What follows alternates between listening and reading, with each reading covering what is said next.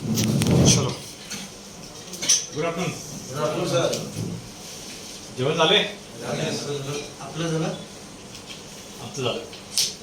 सगळ्यात अवघड मोमेंट असतं ट्रेनच्या दृष्टीने जेवण झाल्यानंतर सेशन मध्ये आमचं झोपलेली असतात समोरची त्याला जागा ठेवणं चॅलेंजिंग असतं जरा. तर मला स्वतःला आवडतं सेशन आणि आपल्याला आज काही इंटरव्ह्यू शक्यतो कोण झोपणार नाही अशी अपेक्षा आहे. आता पुढे जाण्यापूर्वी दोन गोष्टी परत थोड्याशा बोलू आणि आपण आपल्या ह्याला कॉस्टिंगला सुरुवात करूया. कॉस्टिंग मध्ये दोन तीन गोष्टी समजणं खूप महत्त्वाचं आहे. आपण मगाशी बघितलं की कंपनीची फायनान्शियल हेल्थ समजण्यासाठी आपण तीन गोष्टी बोललो होतो. काय बोललो होतो? कॅश फ्लो, बॅलन्स शीट आणि कॉस्टिंग. बरोबर. मतलब बॅलन्स शीट जो प्रकार आहे, आता तुम्हाला यात विचारलं यात कमर्शियल किंवा फायनान्सची माणसं किती जण आहेत? कोण आहे? कोण नाही. कोण नाही? नक्की कन्फर्म? तरी कळतंय ते तुमच्या मनात काय ते आम्हाला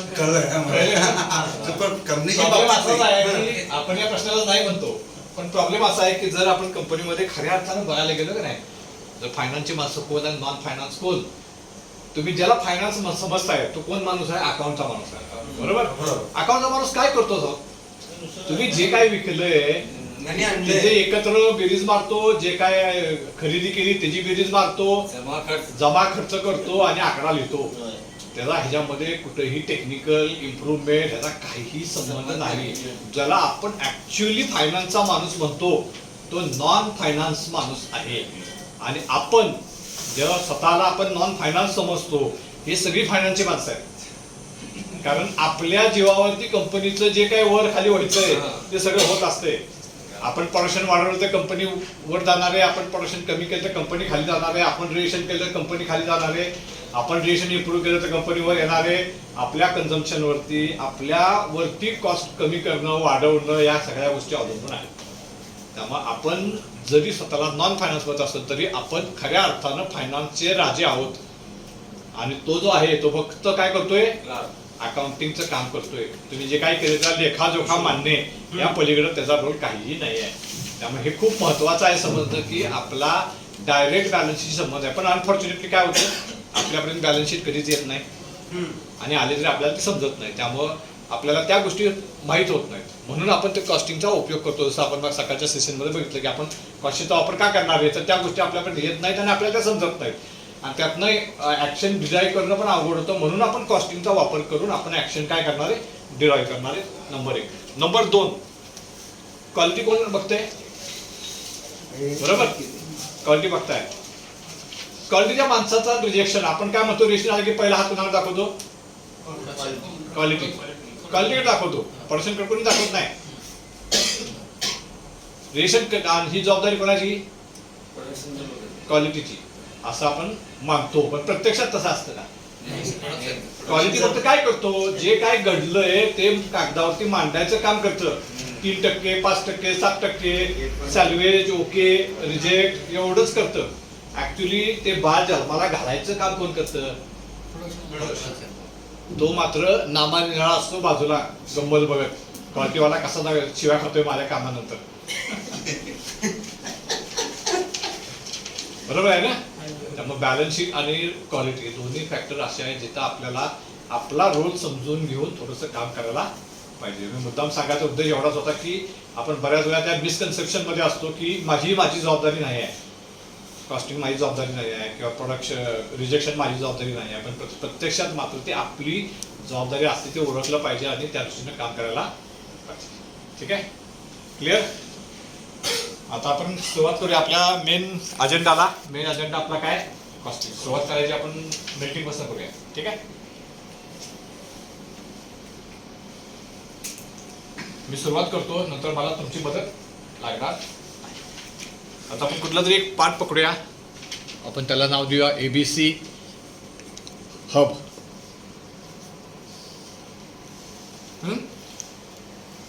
त्याचा आपल्याला बंच वेट माहीत पाहिजे, गुड कास्टिंग वेट माहीत पाहिजे, नंबर ऑफ कॅव्हिटी माहीत पाहिजेत. बरोबर. त्यानंतर त्याचं त्याला कोर आहे का ते माहीत पाहिजे, त्याची ग्रेड माहीत पाहिजे. ठीक आहे.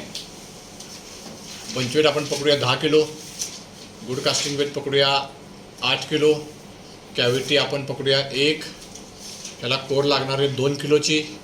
ह्याची ग्रेड कास्टाईन पकडूया का पहिले एजियन घेऊया? एजियन घेऊया डायरेक्ट. ठीक आहे. ह्याची ग्रेड आहे 500/7. ठीक आहे. आता आपल्याला काय करायचं आहे, ॲक्च्युली कॉस्टिंग काढायचं. कॉस्टिंगमध्ये आपल्याला मेल्टिंग, आता ह्याचं आपण सगळंच नंतर काढणार आहे. आता फक्त मेल्टिंग कॉस्ट काढणार, नंतर ह्याचीच कोड कॉस्ट काढूया, ह्याचंच बाकी सगळं आपण काढून जाऊया. एकच आयटम हा फ्रीज करू आपण. ठीक आहे. आता ह्याची पहिल्यांदा आपल्याला काय करायचं, मेल्टिंग कॉस्ट काढायची. मेल्टिंग कॉस्ट करताना पहिल्यांदा आपल्याला काय डिफाईन करायला पाहिजे, आपण मागाशी बोललो काय महत्वाचं आहे, चार्ज मिक्स. जोपर्यंत चार्ज मिक्स आपला महत्वाचा आहे. ह्याला आपल्याला चार्ज मिक्स आपण डिफाईन केला आहे. तुम्ही पिगायन वापरताय? पिगायन, CRCA आणि RR. कास्ट एजियनचा सगळ्यात सोपा भाग म्हणजे त्याचा चार्ज मिक्स सुटसुटीत असतो, त्यामुळं जास्त लढतरी नसतात. नाही तर कास्टांमध्ये जास्त CI स्क्रॅप आला असता, बोरिंग आला असतं, बरोबर ना. कास्ट एजियनचा चार्ज मिक्स पण सुटसुटीत असतोय. किती किलोची फर्नेस आहे आपली? 500 किलोची. बरोबर. आपण कन्सिडर करूया 100 किलो पिगायन आहे, 250 किलो CRC आहे आणि 150 किलो माझा RR आहे. आता मी 150 किलो RR का घेतलंय, माझं इथं यील्ड किती आहे? 80%. म्हणजे 20% मला RR मिळाला पाहिजे. म्हणजे माझा RR जनरल किती होणार? 20% म्हणजे 5 गुणे 100 किलो प्लस मी 50 किलो काय पकडले, रेशन पकडले, 5% रेशन पकडले, असं मिळून मी ते 150 किलो RR मला मिळणार आहे असं मी गृहीत धरलं.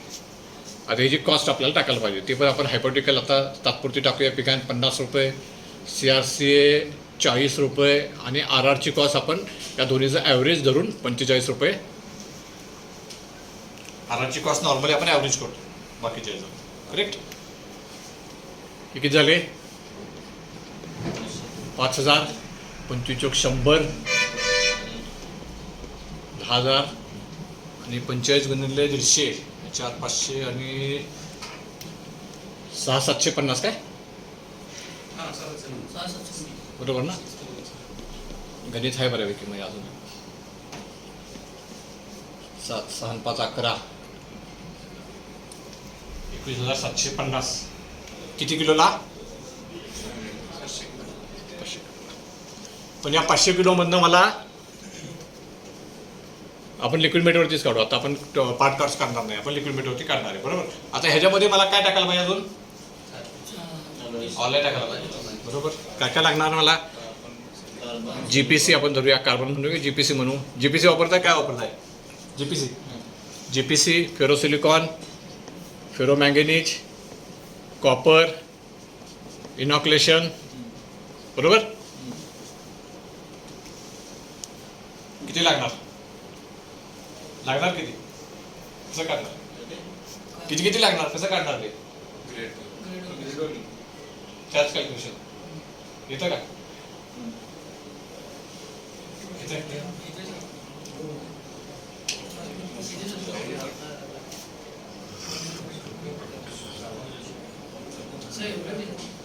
आपण ॲव्हरेज जाऊया. आता साधारण पिकांचं कॉम्पोजिशन कार्बन सेम आहे आणि RRचं ऑलमोस्ट सेम आहे.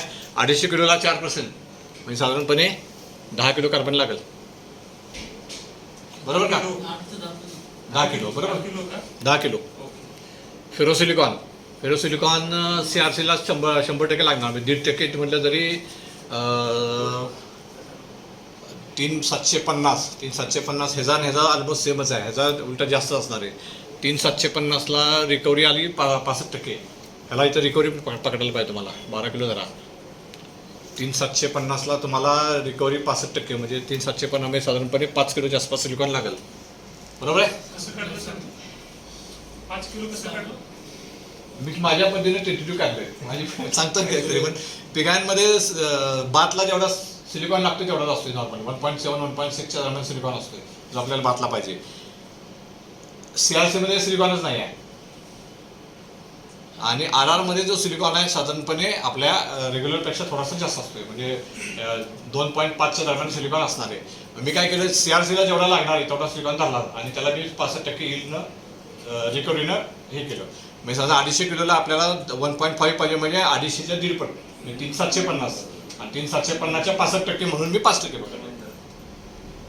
अगदी पाहिजे असेल 4% तुम्हाला माहिती करायचं असेल तर करू यायचं. करायचंय का? त्यात वेळ जाईल म्हणून मी बोललो नाही. का करायचंय? ते जास्त बरं पडेल. ठीक आहे. फेरोसिलिकॉन, फेरोमॅंगनीज, कॉपर आणि इनॉक्युलेशन. ठीक आहे.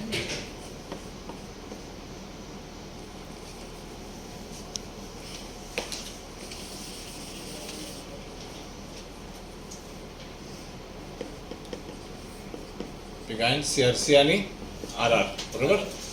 कार्बन, सिलिकॉन, मॅंगनीज, कॉपर आणि इनॉक्युलेशनची गरज नाही आपल्याला. पिगाइन आपण वापरणार किती? 100 किलो. पिगाइनमध्ये कार्बन असतोय 3.7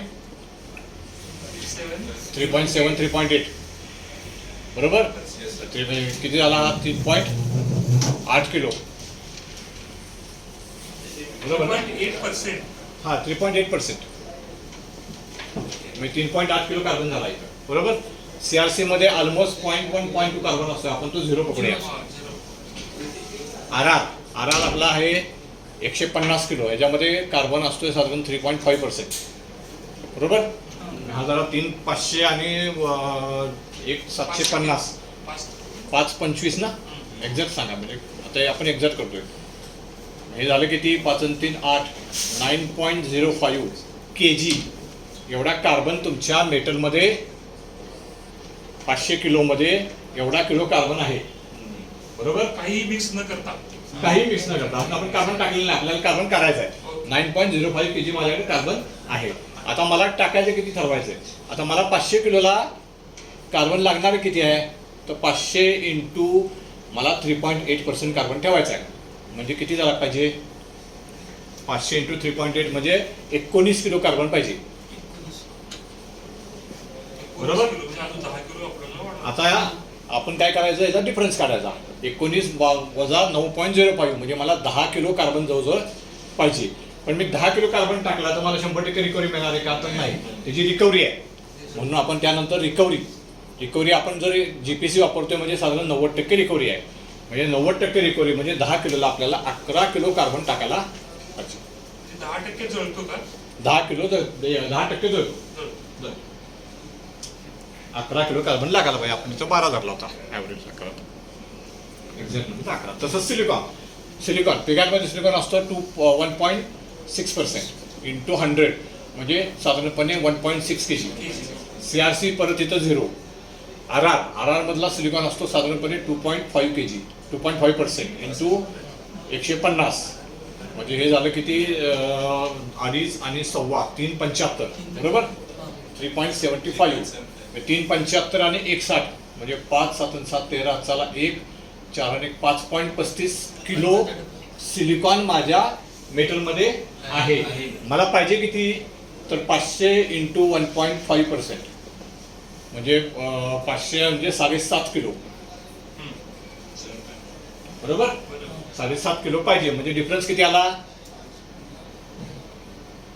डिफरन्स आला 5 आणि 2 2.15 किलोचा. ह्याची रिकव्हरी नॉर्मली 65%. म्हणजे ह्याच्या साधारणपणे आपल्याला 1.15 म्हणजे 3. किती आलं? 2.15 डिवाइड बाय 0.65 3.25 3.20 3.30 एवढा कार्बन तुम्हाला रिकव्हरी असते. म्हणजे तेच म्हणजे मला काय म्हणायचं की आपल्याला किती टाकायचं आहे? 3.30 किलो टाकल्यानंतर ते 2.15 वाढणार. म्हणजे वरचा 35% जळतोय. हो 35% जळतो म्हणजे त्यात फेरो असते, कॅल्शियम असते, ते पण असते ना सगळं, अल्युमिनियम असते. जळतोय म्हणजे जळून जात नाही, बाकीचे एलिमेंट पण असतात. त्याची रिकव्हरी म्हणली तर तेवढीच येते आपल्याला. त्याचप्रमाणे मॅंगनीज आपल्याला किती आहे, पिगांमध्ये मॅंगनीज ऑलमोस्ट 0, CRC मध्ये 0.2 पर्यंत असतो, 0.25, 0.3. आपण 0.3 धरून चालू, म्हणजे 0.3 प्रमाणे 25-75 0.75 बरोबर. आणि RR मध्ये 0.5 आहे असं धरून चाललो तर 0.5च्या हिशोबानं किती झाला, 5 किलो आणि 7.5 किलो बरोबर ना. नाही सॉरी 0.75 किती येणार, 150 गुणिले 0.5 0.75 ना. हा तेच, म्हणजे हा झाला किती, 1.5 किलो मॅंगनीज तुमच्या मेटलमध्ये ऑलरेडी आहे. तुम्हाला पाहिजे किती, 0.5, 500 गुणिले 0.5 म्हणजे 5,25 म्हणजे 2.25 पाहिजे. म्हणजे डिफरन्स आला 0.75 किलो. ह्याची पण रिकव्हरी 65%, म्हणजे तुम्हाला 1 किलो मॅंगनीज टाकायला. तीच गोष्ट कॉपरच्या बाबतीत. कॉपर पिगांमध्ये 0, CRC मध्ये कॉपर 0 बरोबर. आणि ह्याच्यामध्ये 150 गुणिले 0.5 म्हणजे हा परत तेवढा झाला 0.75. म्हणजे तुम्हाला 0.75 तुमच्या मीटरमध्ये कॉपर आहे. तुम्हाला पाहिजे 500 गुणिले 0.5 म्हणजे 2.25 किलो कॉपर पाहिजे. इथं डिफरन्स आला 1.50 किलो. याची रिकव्हरी जवळजवळ 98 ते 99% असते. 100%, ऑलमोस्ट 100%. म्हणजे साधारणपणे 1,600च्या दरम्यान तुम्हाला काय करावं लागेल, कॉपर ॲड करावा.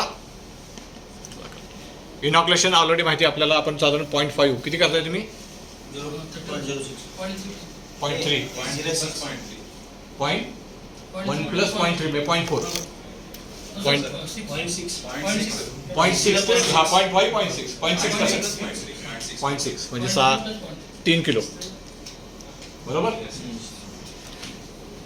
GPCचा रेट आपण 90 रुपयाच्या आसपास आहे माझ्या हिशोबानं. सिलिकॉन 110 रुपयाच्या आसपास आहे. मॅंगनीज 90 रुपयाच्या आसपास आहे. कॉपर 480 रुपये आहे. इनॉक्युलेशन साधारणपणे 225 रुपयाच्या आसपास आहे. 11 गुणिले 90 म्हणजे 990 रुपये झाले. 330 रुपये झाले. 90 रुपये झाले. 480 आणि 240 वरचे 520 720 आणि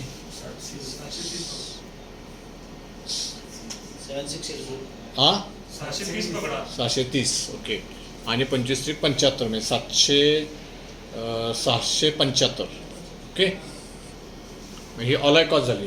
7 आणि 3 10, 9 19 आणि 3 22 आणि 9 31, 3 आणि 6 9 आणि 6 15, 15 आणि 3 18, 18 9 27, 2715 प्लस 21,750 म्हणजे 5 6 7 आणि 7 14 चला 1 3 3 आणि 1 4 24,465 भागिले 500 म्हणजे किती 48 49 रुपये 49 रुपये अप्रॉक्सिमेटली 49 रुपये काय झाली माझी लिक्विड मेटलची कॉस्ट. इथपर्यंत काय लावलं. याच्यामध्ये आपण तुम्ही 49 रुपये स्लॅग वाढू शकताय, अजून काही एलिमेंट वाढू शकता. उदाहरणार्थ स्लॅग वाढू शकताय. लायनिंग पाहिजे असेल तर लायनिंगची तुमची महिन्याची कॉस्ट एकत्र करून त्या टनेजवरती तुम्ही डिवाइड करून टाकू शकताय. पण आपण हे बेसिक रॉ मटेरियल फक्त पकडलं. हे तुम्हाला दर हीटचा असा डेटा मिळू शकतो. जर तुम्ही एक्सेल टाकले तर तुम्हाला प्रत्येक हीटचा डेटा मिळू शकतो किंवा शिफ्ट वाईज तुम्ही सुपरवायझरला हे देऊ शकता की तुझं या ग्रेडचं कॉस्ट माझी एवढी द्यायला पाहिजे. प्रोव्हायडेड ही फिगर काय करायला पाहिजे सेम ठेवायला पाहिजे. ही बदलायची नाही. ही जर सेम ठेवली तर तुम्हाला इथपर्यंत क्लिअर आहे. आता आपण ह्याच्यात 2-3 अल्ट्रेशन करून बघूया काय फरक आहे. ही फक्त मटेरियलची कॉस्ट झाली का? ही फक्त मटेरियलची कॉस्ट आहे. अजून करंट आहे. अजून बाकीचं आपल्याला भरपूर बघायचं. अजून ही सुरुवात आहे.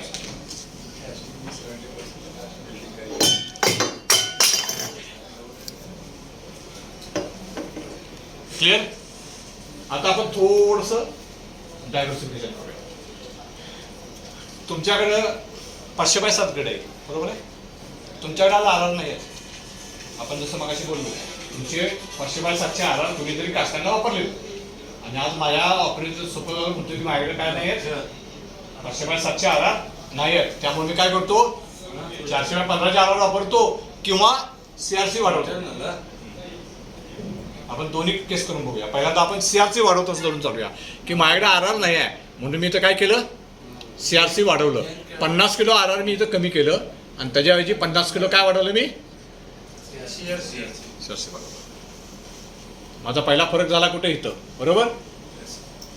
ही पण कॉस्ट आपण लिहून ठेवूया, 21,750 आणि 2,715. ओके, हे 12 झालं. इथं माझं किती झालं, 45 झालं. त्यामुळे ही फिगर माझी बदलली आता. 0 0 5 4 5 9 5 14 हाताला 1, 24,500. 3,000 रुपयाचा फरक पडला. अजून आपण पूर्ण केलेला नाही, एकच भाग बघितलाय. आता मी हिथं बदललं तसं मला हिथं बदललं पाहिजे ना आता, बरोबर? हिथं माझं आता 100 झालं आणि हिथं माझं झालं 300. कार्बन, आता इथं कार्बन काहीच नाही. इथं मला मिळणार किती, 3.5च कार्बन मिळणार. म्हणजे हा झाला किती, 7.7 8 5 13 7.3. म्हणजे 7.3 वजा 19 म्हणजे 12, 11.7 किलो कार्बन पाहिजे. 90% एफिशियन्सीनं किती झाला, 11 आणि 1.7 म्हणजे जवळजवळ 13 किलो कार्बन लागला मला. आपल्याला पहिला किती लागला होता, 11चा. इथे किती झाला, ही फिगर बदलली. ही किती झाली, जवळजवळ 1200, बरोबर? अप्रॉक्सिमेट. सिलिकॉन मध्ये पण बदलला.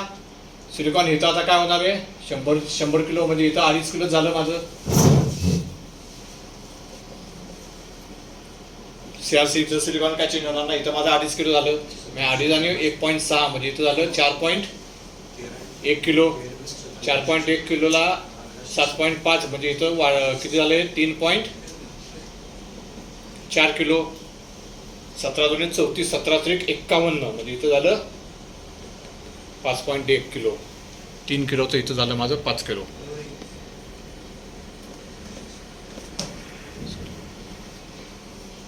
सिमिलर काय होणार माझं, मॅंगनीज बदलला. इथं मॅंगनीज माझं 0.5 होणार म्हणजे हे झालं 1.25 किलो. आता म्हणजे इथं मला आता 1 किलो मॅंगनीज पाहिजे. 1 किलोला 65% म्हणजे इथं मला आता 1.5 किलो मॅंगनीज टाकायला पाहिजे. 135 रुपये. कॉपर 150च्या 100 झालं म्हणजे इथं माझं 0.5 झालं. 0.5 झालं म्हणजे इथं पण 0.5 झालं. इथं 1.5 किलो पाहिजे.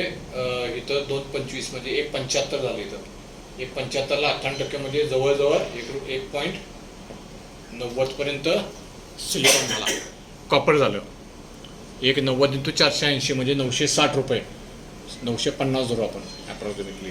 म्हणजे हे झालं 5 7 आणि 5 12 आणि 3 15 आणि 5 20 4 2 8 8 9 8 17 17 आणि 1 18 18 आणि 5 23 आणि 2 25 4 2 2 आणि 1 म्हणजे ही कॉस्ट झाली 24,500 आणि ही कॉस्ट झाली 3,505. ही बेरीज किती झाली, 3,505 आणि हे इथं झाली होती 5 6 7 आणि 7 14 हाताला 1 2 3 4. ही झाली 5 0 5 9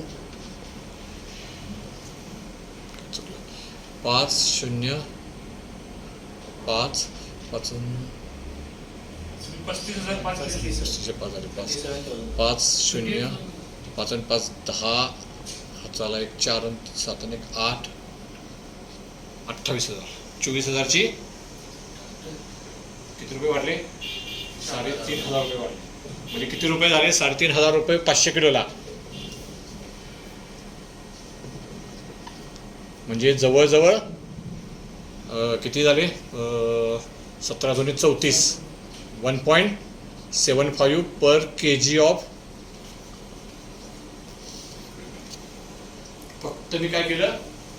50 किलो RR कमी टाकले, त्याच्याची CRC वाढली. किती रुपयाचा फरक पडला? ₹2.25.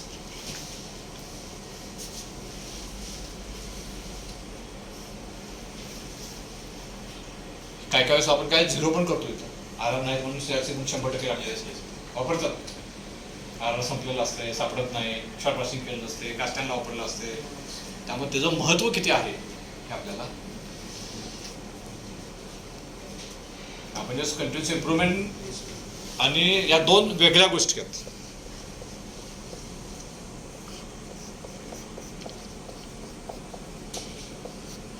हे येतं हे वेस्टेजमध्ये आहे. कंटिन्युअस इम्प्रूव्हमेंटचा भाग नाही आहे. कंटिन्युअस इम्प्रूव्हमेंट ह्याच्यापेक्षा वेगळा आहे. आता आपण बोलतोय हे फक्त वेस्टेज बद्दल बोलतोय की मी काय ऑप्टिमायझेशनला काय बेसिक मी ठरवलंय तेच, पण ते जरी मी नाही केलं त्यापेक्षा काय वेगळं केलं तर मला काय नुकसान होणार आहे. मग यात मी इम्प्रूव्हमेंट काय करत नाही आहे. मी फक्त काय करतोय, जे माझं ओरिजिनल आहे ते सस्टेन नाही केलं तर माझं लॉस काय होणार आहे? वेस्टेज आहे. वेस्टेज कमी करणं आपल्या हातात आहे. कंटिन्युअस इम्प्रूव्हमेंट हा त्याच्यानंतरचा भाग आहे. कंटिन्युअस इम्प्रूव्हमेंटमध्ये काय करू शकतो आपण? ह्याच्यात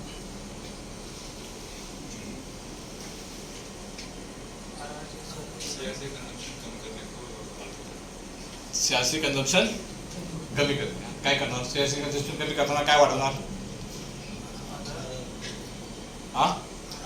RR वाढवणार. RR ऑलरेडी आपण 150 किलो ऑप्टिमाइज केलेलं आहे. ते ऑप्टिमायझेशन करणं म्हणजे कंटिन्युअस. मॅक्सिमम मी RR माझं जनरेट किती होतंय हे बघायला पाहिजे आणि त्याप्रमाणे आता आपण आता 80% येईल धरले. समजा हे जर 65% येईल आहे तर किती टक्के झालं? 35% RR माझं जनरेट होतोय. प्लस रिजेक्शन, स्पिलेज, फ्लॅशेस सगळं जर कन्सिडर केलं तर साधारणपणे 10% मटेरियल आपल्याला ते अजून मिळू शकते. 65 म्हणलं 35% RR प्लस ते 10%. 35 आणि 10 45% म्हणजे 40% तरी मिनिमम मी काय वापरलं पाहिजे? RR वापरलं पाहिजे. आणि उरलेल्या 60% मग मी PI आणि CRC बसतो. म्हणजे त्याचं ऑप्टिमायझेशन करणं म्हणजे कंटिन्युअस इम्प्रूव्हमेंट. ही कंटिन्युअस इम्प्रूव्हमेंट नाही. हे फक्त मी काय तुम्हाला फरक दाखवला की आपण जर फॉलो नाही केले ज्या गोष्टी आपण ठरवल्या त्या सुद्धा, तर त्यामुळं काय वेस्टेज होऊ शकतं आणि त्याचा इम्प्लिकेशन्स काय होतात. क्लिअर आहे? मी एवढं गाईडलाईन क्लिअर असताना पण CRC वरती का कंट्रोल करत नाही कॉन्ट्रॅक्ट? एवढ्या गाईडलाईन क्लिअर आहे की आपण बाबा RR जास्त वापरलं तर आपलं कॉस्ट कमी होऊ शकते, आपले पैसे गाईडलाईन क्लिअर आहे असं म्हणू शकत नाही. ही ते बघायची म्हणलं असं की या गोष्टी तुमच्या लेवलला माहीत असतात पण तुमच्या खालच्या लेवलपर्यंत या गोष्टी जात नाही. अनफॉर्च्युनेटली त्यांना ही गोष्ट किंवा त्यांना ह्या गोष्टींची जाणीव नसते की ह्याचा दुष्परिणाम काय किंवा ह्याचं इम्प्लिकेशन काय. किती रुपये हे नाही वापरलं तर माझा कॉस्ट एवढी येणार आहे, हे वापरलं तर एवढी कॉस्ट येणार आहे, हे त्यांच्यापर्यंत गेलेलंच नसतं. पहिल्यांदा त्यांच्यापर्यंत जायला पाहिजे. हे जात नाही तुमच्या. हे मान्य आहे की बाबा माहिती नसते, पण ज्यावेळेला कंपनी एखादी फाउंड्री चालू करतात त्यावेळेला त्या कंपनीचे ओनर वगैरे म्हणा ह्यांनी थोडं लक्ष दिलं की बाबा आपण RR किती वापरतोय, CRC किती वापरतोय आणि आपले खालची लोक किती वापरायला लागले, आपण त्यांना गाईडलाईन किती केले किती वापरा म्हणून आणि त्यांनी वापरतात. बघतात बरीच जण. काही कसं असतं, हा भाग असा आहे की तुम्ही कुठल्या फेजमध्ये आहे. ज्यावेळेस फुल प्रोडक्शनच्या फेजमध्ये आहे त्यावेळेस कदाचित या गोष्टीकडे दुर्लक्ष होतं जातं. कारण त्यावेळेस प्रोडक्टिव्हिटी जास्त महत्वाची असते या गोष्टीपेक्षा. कारण तुमचं बॉटम लाईन ही तुम्ही ओव्हरहेड्स कव्हर करून अचीव्ह करण्याचा प्रयत्न करता. त्यावेळेस तुम्ही व्हेरिएबल कॉस्टवरती तेवढा फोकस करत नाही का, कारण तुमचं प्रोडक्शन होणं हे जास्त इम्पॉर्टंट आहे. उदाहरणार्थ माझ्याकडे इथं RR नाही म्हणून भट्टी अर्धा तास बंद ठेव, ह्याच्यापेक्षा मी काहीतरी वापरून भट्टीत पळव आणि ते प्रोडक्शन पूर्ण कर, टार्गेट पूर्ण कर. का तर मला तेवढा डिमांड समोर नाही आहे, मला तेवढा सप्लाय करायचा. ह्या गोष्टी सरफेसला कधी येतात ज्यावेळेस मी डाऊन आहे शेड्यूलला, सेल्सला कमी आहे, ऑर्डर्स कमी आहेत, माझ्याकडे वेळ आहे, त्यावेळेस या गोष्टी सरफेसवरती येतात की मग मी कुठं सेव्हिंग करू शकतो. मी ओव्हरहेड्स डायल्यूट नाही करू शकत, तर मी काय करू शकतो, मी व्हेरिएबल कॉस्ट कशी कमी करेन, माझे वेस्टेजेस कसे कमी करेन. त्यावेळेस ही गोष्ट जास्तपणे सरफेसला येते. तरी पण माझ्या माहितीप्रमाणे बेळगावमध्ये पण असं, कोल्हापूरमध्ये पण भरपूर फाउंड्रीज या गोष्टीवरती खूप फोकस करतात. म्हणजे उदाहरणार्थ आता ह्याचा चेक पॉईंट, आता कंटिन्युअस इम्प्लिमेंट म्हणतो आपण, मग ह्याचा चेक पॉईंट. आता समजा माझ्याकडे जर 500 टनाचं शेड्यूल आहे,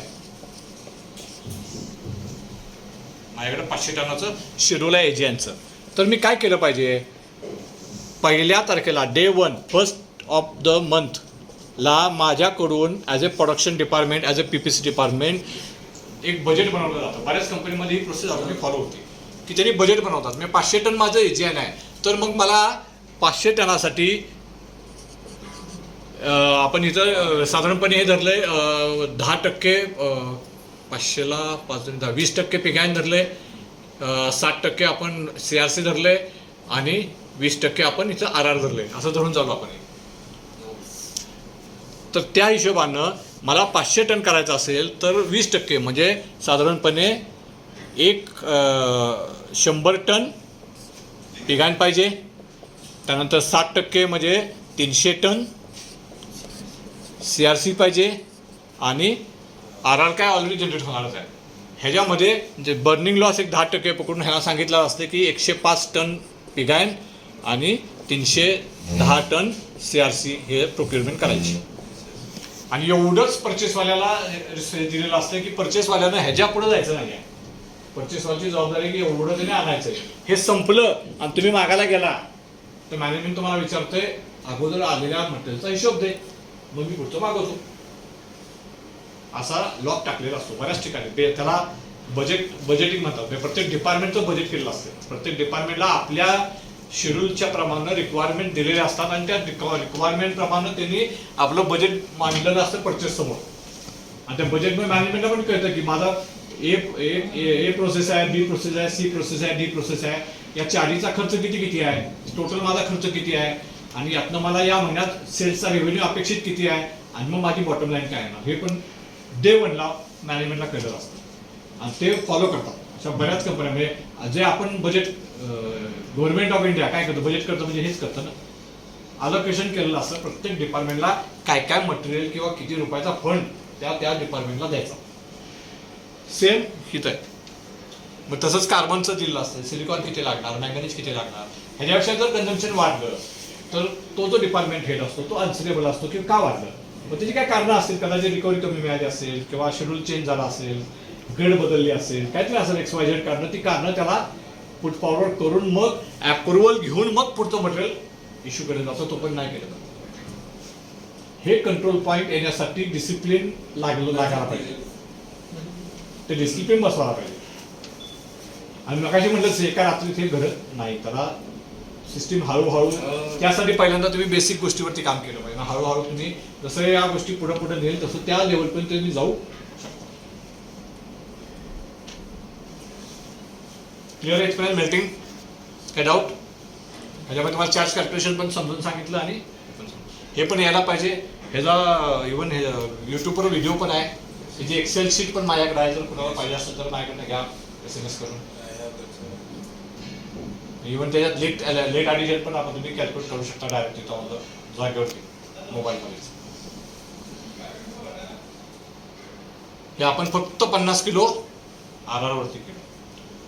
हेच आपण वेगळ्या पद्धतीने पण बघू शकतो. जर हेच RR 150 किलो आहे माझं, ते जर मी 400/15चं RR वापरलं, आता आपण ते पण करून बघूया. RR मी आहे माझ्याकडे, पण ते काय केले 400/15चं RR आहे, हे मी 500/7ला वापरायला लागले. का तर माझ्याकडे 500/7चं RR नाही आहे, ते कुठतरी संपलंय. हे 100च ठेवू आपण. त्यामुळे इथं काय चेंज होणार नाही, हे ॲज इट इज जाणार. चेंज होणार तो माझा इथं होणार. आता त्यामध्ये काय चेंज होणार, फक्त माझा मॅंगनीज आणि कॉपरमध्ये चेंज होणार आहे. कार्बन सिलिकॉनमध्ये चेंज होणार नाही. सिलिकॉनमध्ये थोडासा होईल, पण तो मायनर आहे, आपण धरायला नको. आपण फक्त या 2 गोष्टीवरती बघूया. आता मला पिगांमधनं मॅंगनीज मिळणार, तो मिळणारच आहे. आता माझा फरक पडणार तो फक्त RR मध्ये. इथं RR मध्ये मला मॅंगनीज काय मिळणार आहे, 0.2 मिळणार आहे. 0.2 × 100 म्हणजे इथं 0.2 मला मॅंगनीज मिळणार आहे. 0.2 आणि 7.5 म्हणजे 0.95 झाला. मला पाहिजे किती, 2.25 म्हणजे मला इथं लागणार किती आता 1.30 किलो म्हणजे 65% यील्ड प्रमाणे मला लागणार इथं 2 किलो. इथं माझा मॅंगनीज झाला 1.5 किलोच्या ऐवजी 2 किलो. बरोबर. त्यामुळे ही कॉस्ट माझी झाली ही कॉस्ट माझी झाली 180. कॉपर इथं पण चेंज नाही, इथं पण चेंज नाही, इथं चेंज होणार. कॉपर इथं किती येणार? ऑलमोस्ट 0. आणि 450 कॉपर नाही आहे माझा, त्यामुळे इथं कॉपर माझा काय आला? 0 आला. मग इथं माझा कॉपर काहीच नाही आहे. मला पाहिजे किती? 2.25 किलो. अख्खाच्या अख्खा 2.25 किलो मला टाकायला पाहिजे. म्हणजे मला ॲडिशन माझी इथे झाली 2.3 किलोच्या आसपास. 1.9ची इथं झाली 2.3 किलो. म्हणजे हा झाला किती? 480, 960 आणि 150, 1050च्या आसपास झाली साधारणपणे. 5, 7, 5, 12, 8, 20 आणि 5, 25, 2, 8, 8, 1, 9, 9, 5, 14, 2, 16, हाताला 1, 2600. कसं काय चुकलं काय?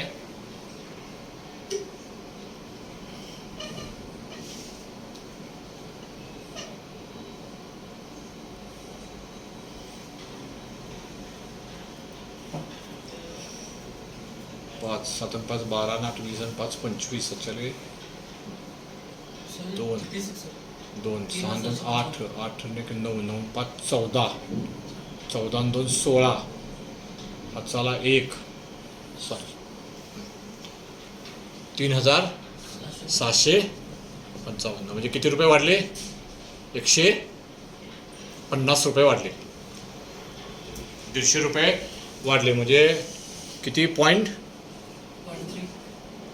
5.15, 30 पैसे पर kg.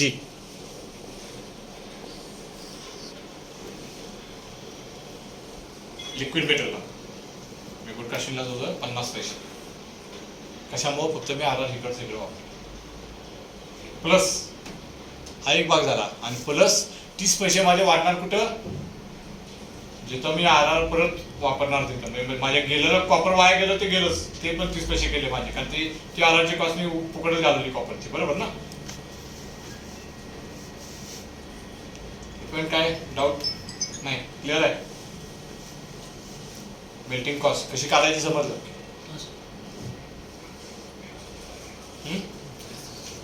कॉस्टिंग काय अवघड नाही. कॉस्टिंगसाठी सुद्धा सगळ्यात महत्त्वाचं जर कॉस्ट आपण करतोय, कॉस्टिंगसाठी सगळ्यात महत्त्वाचा भाग म्हणजे तुम्हाला तुमच्या प्रोसेसचा काय माहित पाहिजे? प्रोसेस फ्लो माहित पाहिजे. तुम्हाला प्रोसेस फ्लो कळला की कॉस्टिंग करणं खूप अवघड नाही आहे. प्रोसेस फ्लो समजायला पाहिजे. प्रोसेस फ्लो प्रमाणे तुम्ही ओळी न करत गेला, काय इन्ग्रेडियंट आहे, काय मटेरियल लागते, त्याचं पर्सेंटेज, त्याचा रेट, त्याची अमाऊंट, त्याचं आउटपुटला जरा भागलं तुम्हाला लगेच कॉस्ट मिळते. त्यांच्या व्यतिरिक्त काय लागते? मेल्टिंग लागते, कसं पकडायचं? ह्याच्या व्यतिरिक्त आपल्याला लागते म्हणजे स्लॅग पावडर लागते. ते तुम्ही ऍड करू शकता. आता मी आपण नाही ऍड केलं नाही. साधारणपणे 3 किलो लागते, ते ऍड करू शकतो. त्यानंतर बाकी मेल्टिंगला नाही काय लागत. मॅन पॉवर, इलेक्ट्रिसिटी वगैरे हे कसं काढतात? मॅनपॉवर ही सेपरेटच काढली जाते. मॅनपॉवरची कॉस्ट ही नॉर्मली ओव्हरऑल काढली जाते. तो मेल्टिंग वरती नाही काढली जाते. मॅनपॉवरची कॉस्ट ही ओव्हरऑल क्वांटिटीवरतीच काढली जाते. ओव्हरऑल काढली जाते. तुम्हाला ऍड करायचं असतं ह्याच्यात ऍड करून टोटल मेल्टिंग कॉस्ट काढून नॉर्मली मेल्टिंग कॉस्ट ही मटेरियलचीच काढली जाते. लेबर कॉस्ट सेपरेट काढली जाते. इलेक्ट्रिसिटी पण इलेक्ट्रिसिटी सेपरेट काढली जाते. इलेक्ट्रिसिटी काढूया की आपण. हे फक्त फर्नेस मेल्टिंग. फर्नेस डेकवरचा जो सुपरवायझर आहे त्याच्यासाठीचा त्याचा रोल आहे. आणि ही कॉस्ट खूप मोठी आहे. म्हणजे ही आता जो आपण किती रुपये काढली? 45 रुपये आली ना आपली. किती आली? 49 रुपये आली. आपली सेलिंग प्राइस जर समजा साधारणपणे 100 रुपयाच्या आसपास एजंटची आहे असं पकडलं आपण आत्ता, तर ही जवळपास किती टक्के झाली आहे? 50% झाली. नॉर्मली प्रॉफिट पर्सेंटेज किती पकडतात कंपन्यांमधून? नॉर्मल डिपेंड असते कसं. काही जण 5 पकडतात, काही जण 7 पकडतात. प्रॉफिट हा अगेन तुमच्या व्हॉल्यूमवरती अवलंबून असतं. तुमचा व्हॉल्यूम किती आहे, जेवढा व्हॉल्यूम जास्त तेवढं प्रॉफिट कमी असतं. तरी मॅक्स रेशो किती असतो? नॉर्मल क्वांटिटीमध्ये म्हणू शकत नाही ना. 5 ते 7%. 5 ते 7%. 3% पण सुरुवात होती. काही जण 3% पण असतात. पण 5 ते 7 मध्ये लोक पार्टच्या प्राइस मागे. हा, पार्टच्या प्राइस मागे एम करताना 5 ते 7% करतात. जास्त असते. हा, जास्त असेल म्हणजे तुम्ही सांगायला बरोबर तेवढं असेल युजली जास्त पण असू शकेल डिस्क्लोज नाही केले असतील. नाही तेवढं होत नाही. काही कसं असतं परत व्हॅल्यू ॲडिशन वरती पण अवलंबून आहे नंबर 1. आणि दुसरं महत्वाचं म्हणजे व्हॉल्यूम वरती पण अवलंबून आहे. 2 गोष्टीवरती अवलंबून आहे. जिथं व्हॅल्यू ॲडिशन असतं तिथं जास्त असतात. आता ग्रेनसान सारख्या फाउंड्री असतील जिथं नॉर्मल नुसतं कास्टिंगच करतात तिथं तुम्हाला 7% 10% प्रॉफिट कोण देणार नाही, तेवढं मिळत पण नाही. आपली प्रोसेस वेगळी आहे रे. आणि प्रोसेसचा हे वेगळं. दुसरा महत्वाचा भाग तुम्ही प्रॉफिट कागदावरती. प्रॉफिट म्हणजे काय, परत आपण सकाळी सेशनवरती आलो. प्रॉफिट म्हणजे काय, काही कास्टिंग प्रॉफिटची डेफिनेशन काय.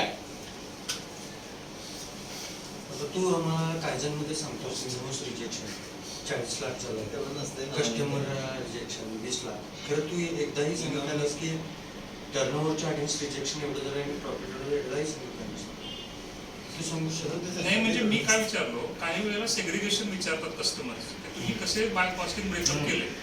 त्या केसमध्ये तुम्ही तुमचा प्रॉफिट तेच मला- 50% दाखवलंय आता मी तुम्हाला कस्टमर. सांगितलं 5 ते 7% किंवा 5 ते 10% आपण म्हणूया.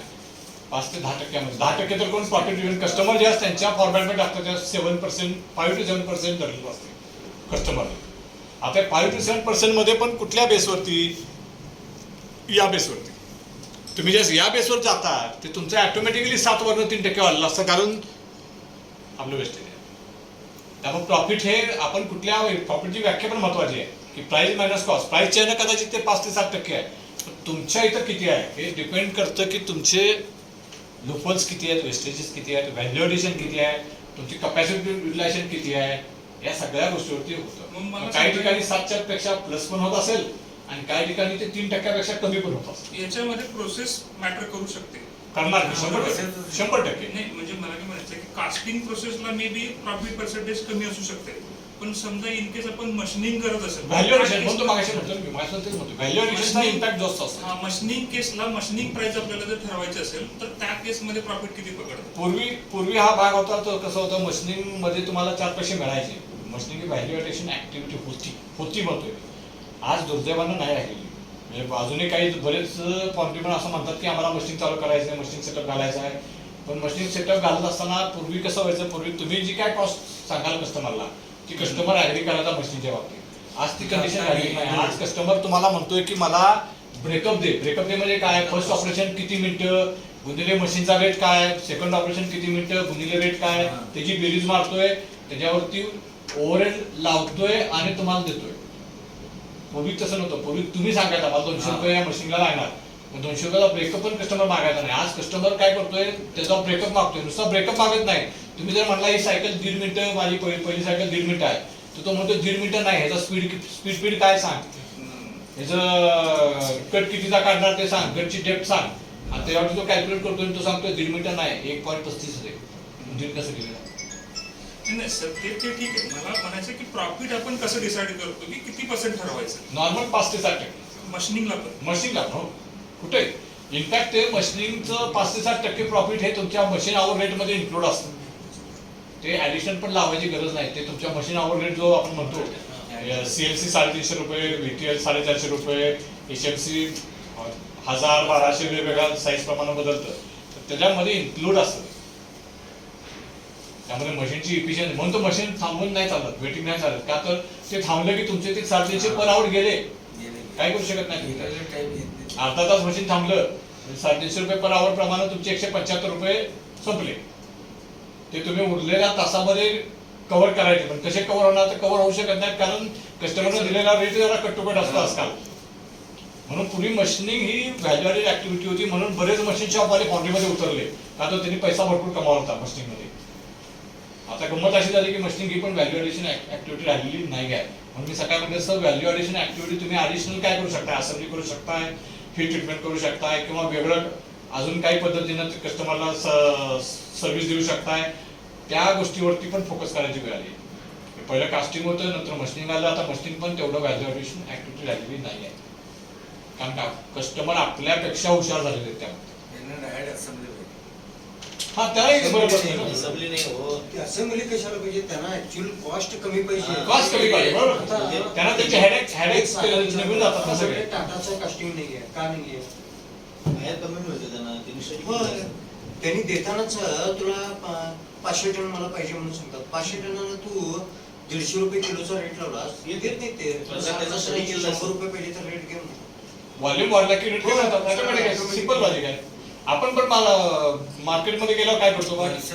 कांदे आहेत 25 रुपये किलो आहे, आपण त्याला विचारतो 2 किलो घेतो, 60 देणार. 50 किलो घेतो असं देणार. नाही, बरोबर ना?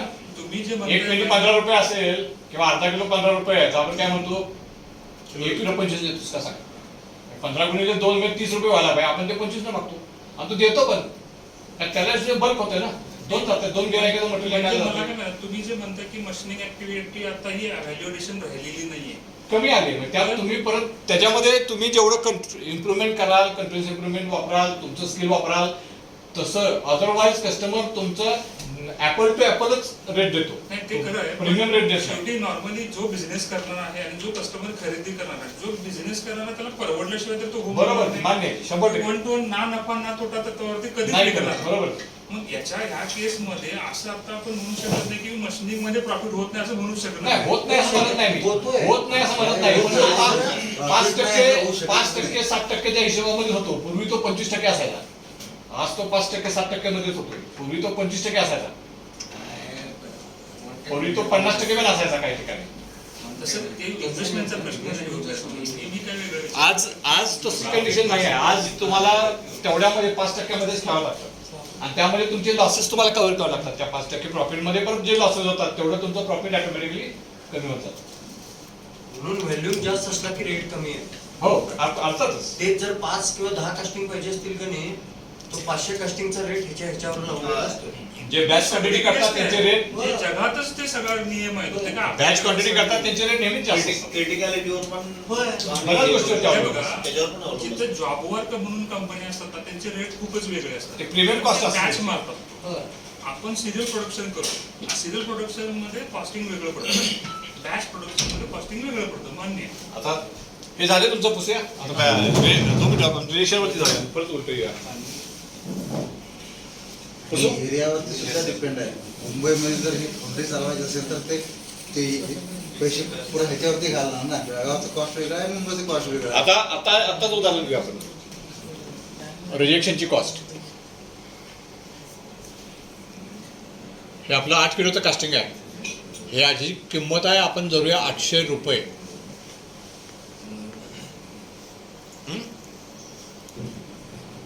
आपण 100 कास्टिंग पोरिंग केले गुणिले 8 किलो म्हणजे 800 किलो आपलं लिक्विड मेटल गुड कास्टिंग झालं.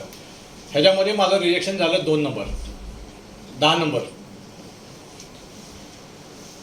म्हणजे रिजेक्शन झालं 80 किलो. 100 रुपये माझी सेलिंग प्राइस आहे आणि 45 रुपये माझी काय स्क्रॅप व्हॅल्यू आहे.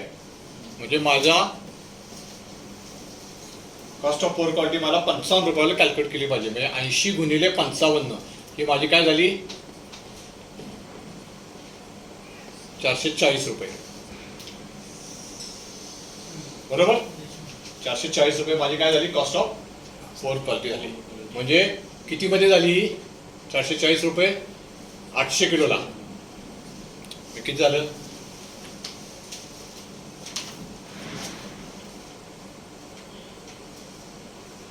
पाच रुपये किती? 5.5 रुपीज पर केजी.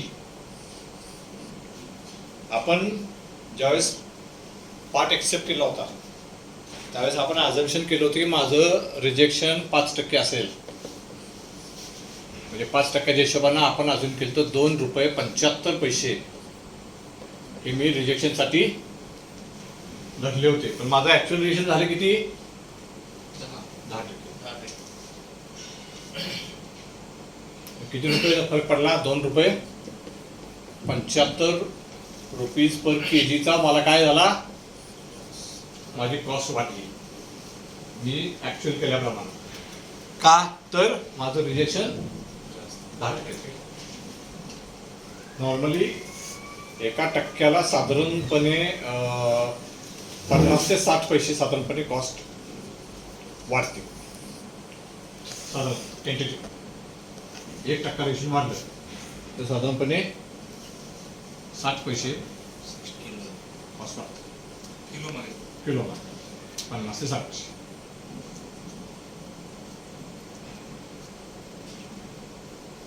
आता तुमचा जो प्रश्न होता बॅच क्वांटिटीचा, मी समजा 5च कास्टिंग मारली, म्हणजे मी 500 किलो मारलं फक्त, सॉरी मी 5च कास्टिंग मारले, म्हणजे 8 पंचे 40 किलो माझं काय झालं, पोरिंग झालं. हे मला कस्टमरला 3 कास्टिंग द्यायचे होते, त्यासाठी मी 5 मारले आणि 2 माझे रिजेक्ट झाले, म्हणजे 16 किलो माझं रिजेक्शन झालं.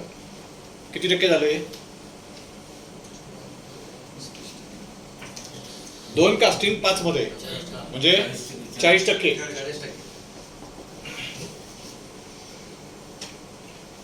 40% जर रिएक्शन झालं, 10% आणि 40% म्हणजे त्या 4 पट, म्हणजे किती झालं, जवळजवळ 22 रुपये पर केजी माझी काय आली, कॉस्ट ऑफ फूड क्वालिटी आली, जी माझी किती असायला पाहिजे व्हॉल्यूमला, 2.5. म्हणून इथं प्रीमियम कॉस्ट घेतली जाते. कारण माझा व्हॉल्यूमच लो आहे, त्यात माझं 5 काढत असताना 2 रेट होण्याची शक्यता नाकारता येत नाही आहे. जर 2 रेट झाले तर माझं 22 रुपये जाणार आहेत. असं धरून मी काय करणार, इथं 100 च्या ऐवजी त्याला सांगणार 1,200 रुपये पर केजी माझी कॉस्ट आहे, परवडते का बघ. कस्टमर पण हो म्हणतो. का म्हणतो, तर त्याला एक गणित माहित असतं, म्हणून ते 1,200 रुपये मिळतं. म्हणजे इथं त्याला 25 रुपये प्रॉफिट मिळतं अशाचा भाग नाही आहे. हा, त्याला जर 5 ला 5 ओके काढले तर कदाचित ते मिळेल, पण कन्सिडर करत असताना तेवढं रिजेक्शन माझं होणार आहे असं कन्सिडर करून त्यांना 1,200 मागितले असतात आणि तो कस्टमर देत होता. वेळा जर व्हॉल्यूम असेल तर कस्टमर म्हणाल 100 रुपये पर केजी, त्यापेक्षा जास्त काय मिळणार नाही. क्लिअर आहे? त्यामुळे रिजेक्शन कमी करणं हा एक खूप मोठा फॅक्टर आहे. जाऊया पुढं. आता काय काढायचे, शेल मोल्डिंग.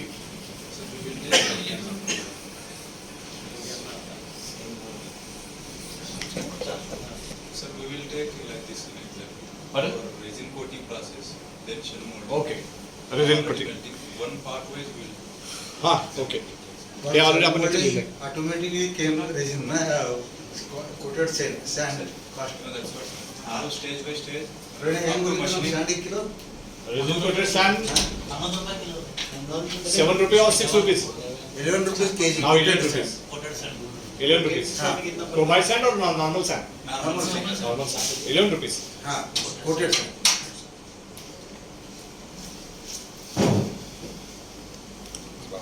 ನಮ್ದು ಪ್ರೊಸೆಸ್ 90 ರೂಪಾಯಿ. So we'll go for molding process, correct? Now we are buying directly sand, then Okay. we are going to waste time. So again, 11 रुपये धरून जाऊया सर. so flow. हां. One is sand, that is your resin coated sand, correct? Then your power means your electricity, Yeah. correct?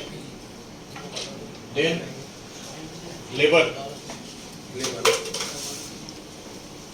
Additions. then Additions. code,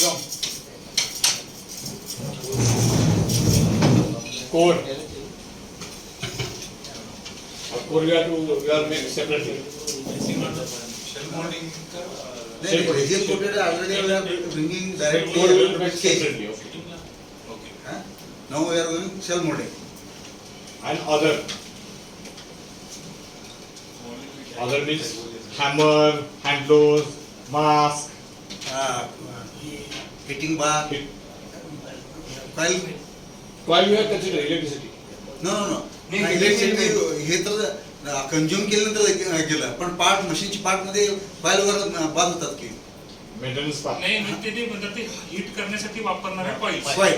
Coil is not consumable, no? It is consumable or it is per part we can't. Per part मध्ये Per part. per part नाही आहे, sir. It is a part of the overheads. हां, maintenance मध्ये It is a part of overheads. हां. It is not part of this. हां. Correct, no?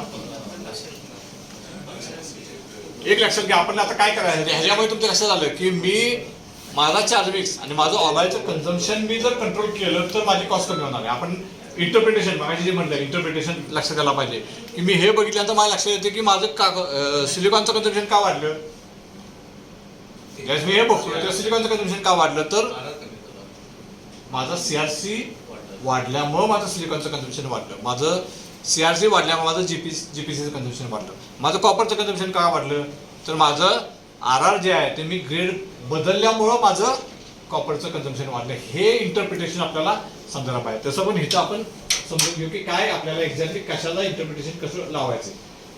सुरुवातीला आपण घेऊ सॅन.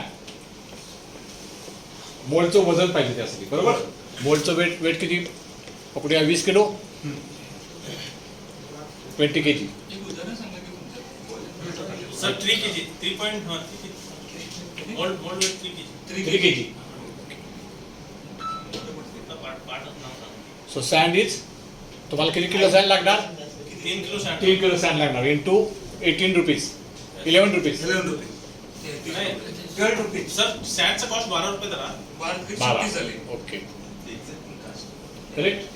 आता पुढं ते मोल्ड काढणार electricity cost electricity cost. Labour cost electricity cost कशी काढणार. होल डे जेवढं समजा आता 16 कॉईल आपण वापरलोय, 16 किलोवॅट झाला, 16 इंटू एक शिफ्ट 8 तासाची बरोबर. 128 युनिट्स. पुढं त्याचा इनिशियल केल्यानंतर जरा गुणिले? ऐका त्यांनी सांगायला हा बोला गुणिले 10 रुपये हा गुणिले 10 रुपये हा पर युनिट म्हणजे 1280 रुपये हे 8 तासाचे झाले हा बरोबर. हा 8 तासाला आता प्रोडक्शन किती होतं 160 शेल 160 म्हणजे 1280 भागिले 160 हे झालं तुमचं एका शेलचं पॉवर. किती आलं. नाही मग त्याचे 16 1 किलोवॅटच्या ऐवजी 2 किलोवॅटचं वापरलं तर वाढणार परत वाढणार. वाढणार. म्हणजे आता तुमचे 1 किलोवॅटचे आहेत सगळे. हा 16 इंटू 8 किती आलं 8 8 rupees per mould. Equal to 8. हे झालं इलेक्ट्रिसिटी. त्यानंतर लेबर 8 तासाला तुम्ही किती लेबर वापरताय. दोन माणसं मशीनवरती एक माणूस 500 रुपये 700 700 8 तास 12 तास 8 तास 8 तासाला 700 रुपये 8 तासाचाच पगार आहे तो. काय झालं. 8 तासाला 700 रुपये 700 रुपये पगार आहे. एक EF ESI सगळे हे त्याच्यात तुमचं सिटीसी झाला 800 भागिले 160 चला म्हणजे 16 पंचे 80 जवळजवळ 5 रुपये झाले जवळजवळ. पुढं लेबर झालं.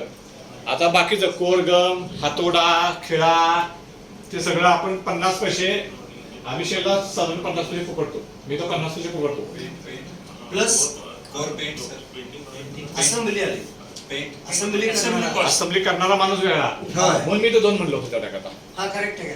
मी तो 2 करूया 10 रुपये करा सरळ पुढे. असेंबली करणारा वेगळा आहे. कोर पेंट 10 रुपये. हवा अदर मटेरियल हवा कोर पेंट सगळं वेगळं नको केलं. 50 पैसे म्हणजे किती झाले 36 ना 44 ना 54 54.50. स्लीव फिल्टर स्लीव फिल्टर आहे त्याला होय सर. नाही. सांगा की स्लीव कितीची 50 रुपयाची. नाही स्लीव विथ फिल्टर 70 रुपये. नाही लहान आहे 3500 रुपये सर 7 रुपये 25 पैसे 6 रुपये 25 पैसे स्लीवचे. हे आहे काय ब्लाइंड आहे काय ओपन 6 रुपये 25 पैसे एवढी कमी. 3500 आहे सर. लहान स्लीव. बोरिंग कप इन्सुलेटिंग आहे. हे नाही आहे. एक्झोथर्मिकची 70-80 रुपये रेट आहे. बोरिंग कप हा, फक्त कुलिंग कप आहे. आणि बाकी फिल्टर फिल्टर 40-40-15 40-15 किती 5.5 रुपये. 6 आणि 5 11 रुपये 75 पैसे.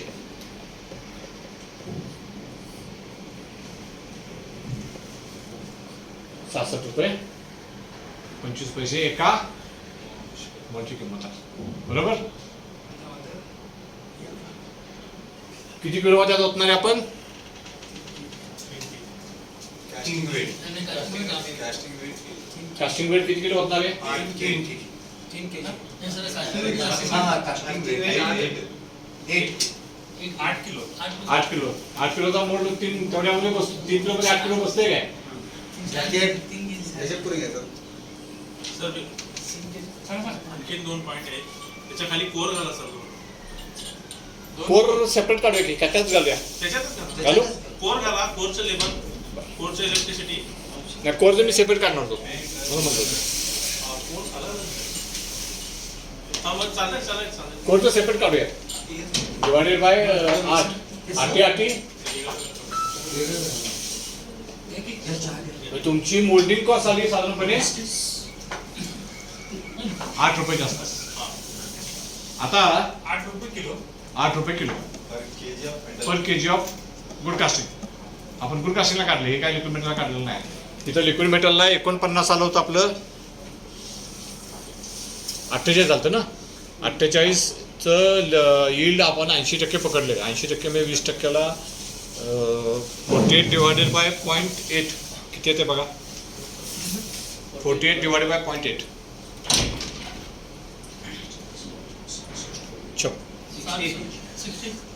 60 रुपये ही आपली मेटल कॉस्ट आली आहे ऑलरेडी गुड कास्टिंगला.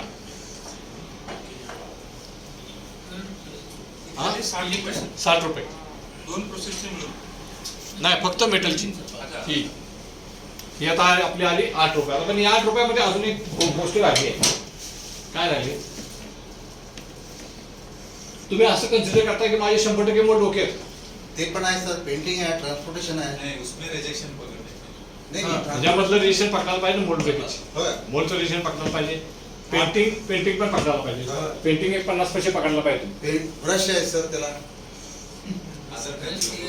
ब्रश मी आदरमध्ये पकडले की आदर मटेरियल मी 50 हा पैसे सर आहे ते खर्च पण पेंटिंग तुम्हाला पकडायला होय, पाहिजे. सर. पेंटिंग 50 पैसे जाते. आणि ट्रान्सपोर्टेशन सर ट्रान्सपोर्टेशन त्या कंपनीने या कंपनीला होय, ते- 50 पैसे 1 रुपया. हा किलो वरती असेल ना मोठं कास्टिंग असेल तर पेंटिंग 50 पैसे पकडलं आपण आणि ट्रान्सपोर्टेशन 50 पैसे पकडलं 9 रुपये. आता मोड ब्रेकेज किती आहे? मोड ब्रेकेज किती आहे? मोड ब्रेकेज 1.5% टार्गेट आहे 0.9%. 1% आहे 1% आहे 1% म्हणजे 9 रुपयाला 1% म्हणजे किती झाले 9 पैसे. 9 पैसे. हे फार मेजर नाही आहे 9.01 होईल. 9 पैसे म्हणजे 9 रुपये 10 पैसे थोडक्यात. आणि just interest पूर्ण दाखवलं नाही. किंवा ते वरच्यामध्ये कुठेतरी आपल्या याच्यामध्ये अॅक्युरेट पण होऊन जाईल. 9 रुपये टेंटेटिव्हली आपली होल्डिंग कॉस्ट. आता ह्याच्यामध्ये इंटरप्रिटेशन किंवा ह्याच्यात वाव कुठे आहे तुम्हाला? सँड्स तिथं काय फारसा वाव आहे काय? नाही बरोबर ना. यात वाव काय आहे? तर तुम्ही साईज कमी करू शकताय का? हॉलो करू शकताय का? हा आणि शूटिंग वरती करू शकतो का कुंटेची हे कमी ते आलं इथं. ते ह्याच्यामध्ये आलं. कशामध्ये आलं? कंटिन्युअस इम्प्रुव्हमेंट मध्ये आलं. बरोबर. आता रिजेक्शन मात्र तुमचं 1%च्या ऐवजी 2% झालं तर ते कशात येणार आहे? हे फरक समजून घ्या. आपण दोन्हीवरती बोलायला लागले. 3 किलो सँड आहे. आता तुमची सँड मध्ये कसं असतंय हिट झालं की काय होती सँड संपली. सँड परत वापरू शकत नाही आपण. समजा त्यानं ती जास्त सँड घेतली किंवा सेलचा थिकनेस वाढवला केकचा थिकनेस पण महत्वाचा आहे. आता तुम्ही म्हणताय 3 किलो तुम्ही 100% चेक मोल्डचं वजन चेक करताय ते किती टक्क्यामध्ये असते? 3 किलो म्हणजे 3 किलो शरद आहे सर. हा तो फॅक्टर खूप महत्वाचा आहे. म्हणजे बऱ्याच ठिकाणी काय होतं 3 किलोचे 3,200 आला 3,300 आला 3,500 आला. तो डम्पिंग वर येते सर. आता आमचा बाहेर करू शकत नाही. डाय असल्यामुळे प्रॉब्लेम नाही. 5 mm 10 mm तो लेअरच तयार केलेला आहे. डम्पिंगवरती हा प्रॉब्लेम येतोय. हो. कारण तुमचं हिटिंग जर कमी जास्त होईल कमी जास्त, हा. म्हणजे तुमचा शिपच्या सुरुवातीला वेगळा थिकनेस असतोय मध्ये वेगळा असतोय शेवट वेगळा असतोय. ते कसं आहे तुम्ही इन्व्हेस्टमेंट टाइम किती वेळ ठेवता त्यावरती अवलंबून आहे. त्याच्यावर तो शेलचा जाडी अवलंबून राहतो. तुमच्या ह्याच्यामध्ये तो प्रॉब्लेम नाही आहे. त्यामुळे ही कन्सिस्टन्सी आहे. हा. बरोबर. आता ह्याच्यामध्ये अजून तुम्ही तेवढीच वाढू शकतो.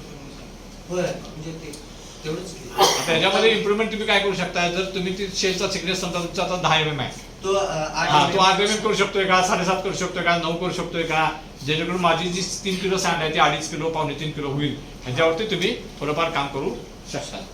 इलेक्ट्रिसिटीमध्ये कॉईलची मेंटेनन्स, त्याचा कन्झम्पशन किंवा काय म्हणतो कंटिन्युअस त्याचा वापर परफेक्टली करणं, म्हणजे वाया न जाऊन देणं इलेक्ट्रिसिटी, ह्याच्यावरती बरंच अवलंबून आहे. नाहीतर काय होणार, तुमचं इलेक्ट्रिसिटी वाया जाणार, तेवढं प्रोडक्शन झालं नाही की ही कॉस्ट तुमची ऑटोमॅटिकली वाढणार आहे. ते परत आलं तुमच्या वेस्टेज. लेबरनं तेवढं प्रोडक्टिव्हिटी देणं हे महत्वाचं आहे. ती प्रोडक्टिव्हिटी नाही मिळाली तरी ती कॉस्ट काय होणार, परत वाढणार. ते परत आलं वेस्टेजमध्येच. ह्याच्यामध्ये तुम्हाला वेस्टेजवरती काम करायला जास्त, ह्याच्यामध्ये इम्प्रुव्हमेंटच्या ह्याच्यामध्ये फक्त म्हणाल तर सँडचं वजन कुठं मी कमी करू शकतोय का, ह्याच्यावरती काम करायला तेवढा एकच स्कोप आहे. किंवा इथं स्लीव आहेत, समजा स्लीव मध्ये कुठे अजून स्लीवच्या ऐवजी तुम्ही पोरिंग कप नुसता साधा शेलचा कोळचा वापरला तर तिथं अजून काय कॉस्ट सेव्हिंग होऊ शकते. या गोष्टी तुम्हाला करू शकता, बघू शकता. क्लिअर आहे?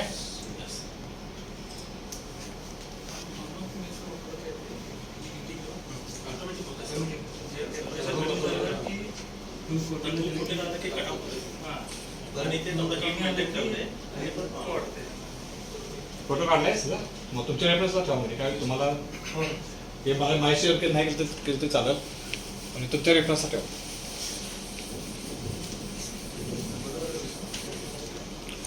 आता आपण जाणार आहे कोरवरती, कोरची कॉस्ट मध्ये, आणि मग बेल्टिंगला पॉवरवरती जाऊ. आणि हे पण बघितलं ना, रिजेक्शन सांगलं ना.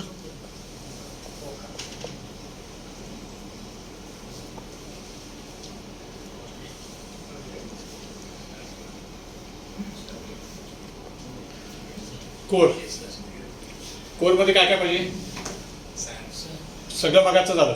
सँड पाहिजे, इलेक्ट्रिसिटी पाहिजे, लेबर पाहिजे, पेंट पाहिजे, आणि लेबर एकत्रच करू आपण, आणि अदर मटेरियल.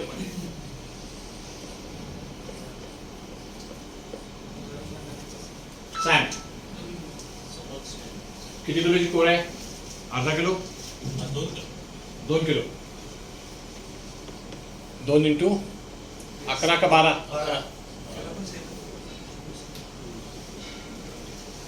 24 रुपये माझी सँडची कॉस्ट झाली. बरोबर. इलेक्ट्रिसिटी किती कोर काढतोय 8 तासात,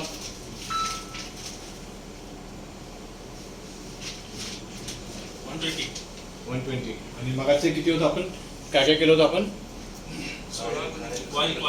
कॉईलचं काय काय पकडलं होतं, 16 कॉईल इंटू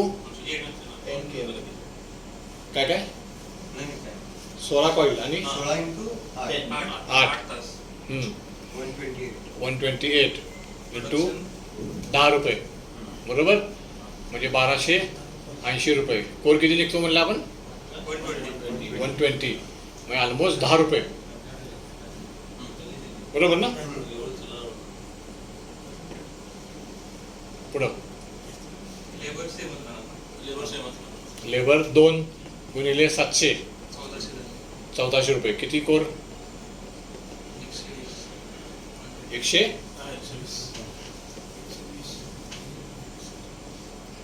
एकच लेबर. वार्षिक 72, 6 रुपये. पुढं पेंट 50 पैसे. ट्रान्सपोर्ट तिचं काही गरज नाही, कारण बोर्डमध्ये आपण ट्रान्सपोर्ट पकडलाय. अदर मटेरियल एक 50 पैसे पकडूया, म्हणजे 10 16 आणि 17 रुपये. सर ते पेंट करायला खूप लेबर लागतं. मग ते आपण तर बिझनेस मी कंट्रोल नाही ते वेगळे. नाही ते शेल्फ पेंट केलं ना तर कोर पेंट करायला सुद्धा 2 बरोबर आहेत सर. ते 2 बरोबर आहेत. तेच म्हणलं मी मगाशी. का तो असं वही में दो मंगा, इसलिए 2 लिखा था हमने. हाँ.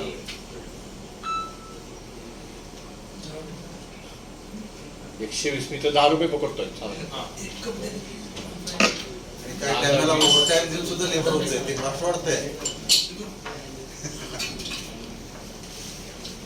ते 24 सर plus सर आहे. 24 तुम्ही त्याला असेंब्लीमध्ये असेंब्ली पण घाला. सर, ते sand हो चे सॉरी 24 24 पकडलं नाही काय आपण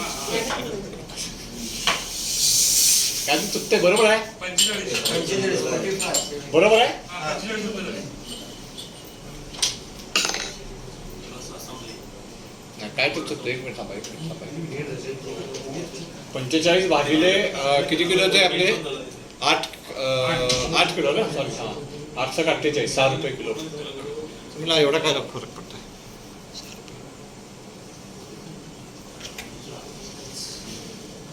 कळले इथं पण परत रिजेक्शनचा भाग आला यात आपण रिजेक्शन पकडलेलं नाही यात काय पकडलेलं नाही रिजेक्शन पकडलेलं नाही कॉर्पोरेशन 5%, 2%, 1%, नॉर्मली 1% मध्ये असते कॉर्पोरेशन 10 पैसे वगैरे वाढवून ते वर्षाच्यामध्ये ऍडजस्टमेंट पकडलेलं नाही पण तुम्हाला ऍक्च्युअल काढायचं असेल तर तुम्हाला त्या रिजेक्शनचं पर्सेंटेज पण त्यात टाकायला लागणार जाऊया पुढे आता काय कोड झाला मोड झाला पॉवर एक राहिली आपली पॉवर सोपी आणि मग पुढच्या प्रोसेस जाऊया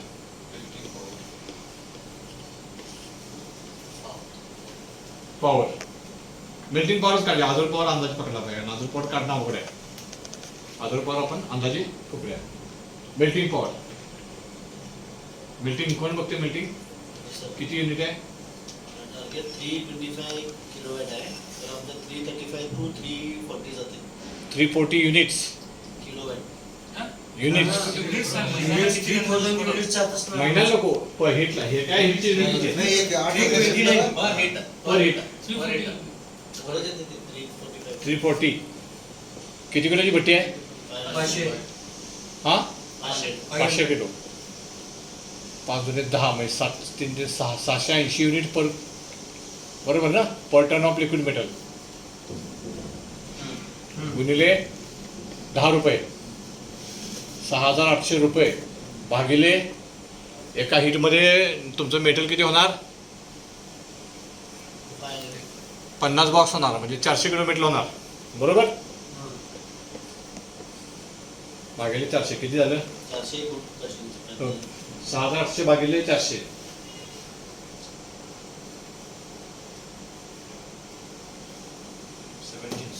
17 रुपये per unit, per kg. per kg. एवढं नाही ना रे तेच म्हणा.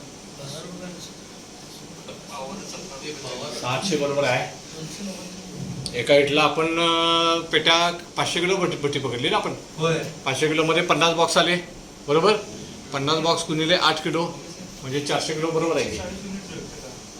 हा. नाही युनिट बरोबर आहे त्याची 680 युनिट तर हे बरोबर आहे ते थोडं जास्त आहे थोडा 780 unit जळतं. एका सर तुम्ही टनेज न घेता ते काय तुम्ही 500 किलो 500 आहे किलो नाही तुम्ही 400 घेता कारण ते तुम्ही टन घेतला वरचा युनिट 6 नाही घेतले की 680 ते घेतलं टनचं घेतला म्हणजे दोन 500 अच्छा किलोचे दोन तुम्हाला म्हणजे त्याचे- 9 चारशे काय हे होणार. 8.5 रुपये 8.5 रुपये होणार. 8.5 रुपये होणार. ओके ओके ओके हे 800 किलो करायला पाहिजे हा ते 800 वाला होईल टनचा घेतला आपण हा 8.5 8.5 ही झाली नुसती मेल्टिंग पॉवर आता तुमच्या आउटडोर पॉवर मध्ये काय आलं तर power म्हणजे आम्हाला Compressor. सिस्टम मध्ये फक्त कॉम्प्रेसर आले इलेक्ट्रिसिटी आपण ऑलरेडी मोल्डिंगमध्ये कोरमध्ये पकडली आहे त्यामुळे ती काय तुमच्या घरी येत नाही compressor general light fettling shot blasting एक 15% येणार जास्त येणार नाही तुमचे आउटडोर पॉवर जास्त येणार नाही 15% खूप झाले 15% पण तो आपण 1.5 रुपये पकडूया जास्त येणार नाही 1.5 रुपये per unit. पर के जी पर के जी टोटल 10 रुपये पकडूया आणि जास्त आउटडोर पॉवर तुम्हाला लागत नाही तुमच्याकडे काय मिक्सर नाही किंवा हे काय नाही जास्त तुम्ही सॅन पण बाहेर घेतली ना आपण त्यामुळे ती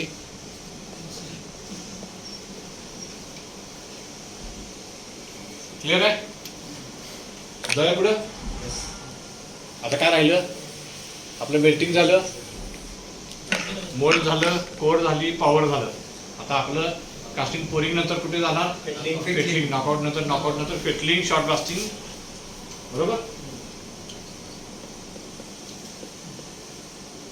फेटलिंग काय अंगावरती आहे नाही नाही नाही नाही नाही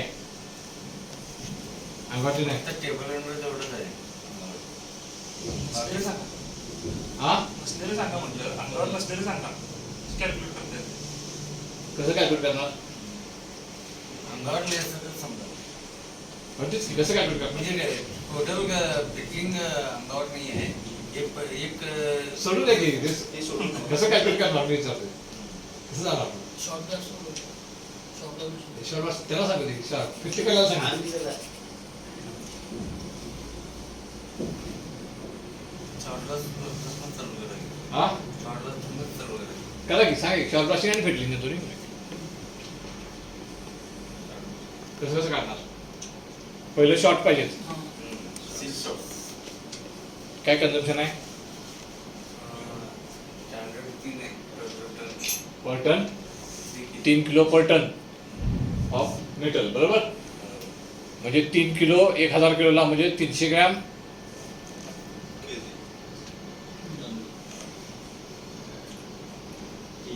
आपण टनवरतीच काढूया नंतर जाऊया ती 3 रुपये पर टन बरोबर 3 केजी पर टन आणि रेट काय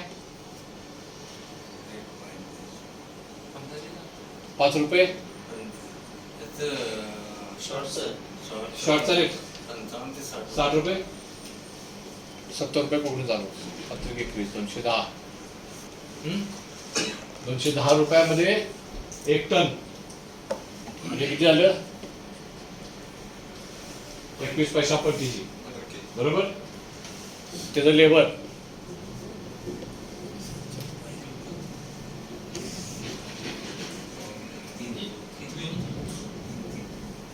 किती एका शिफ्टला 3 म्हणजे मशीनला दोनच घ्या बरोबर 1400 रुपये तासामध्ये किती होते एका तासाला 1 टन 2 टन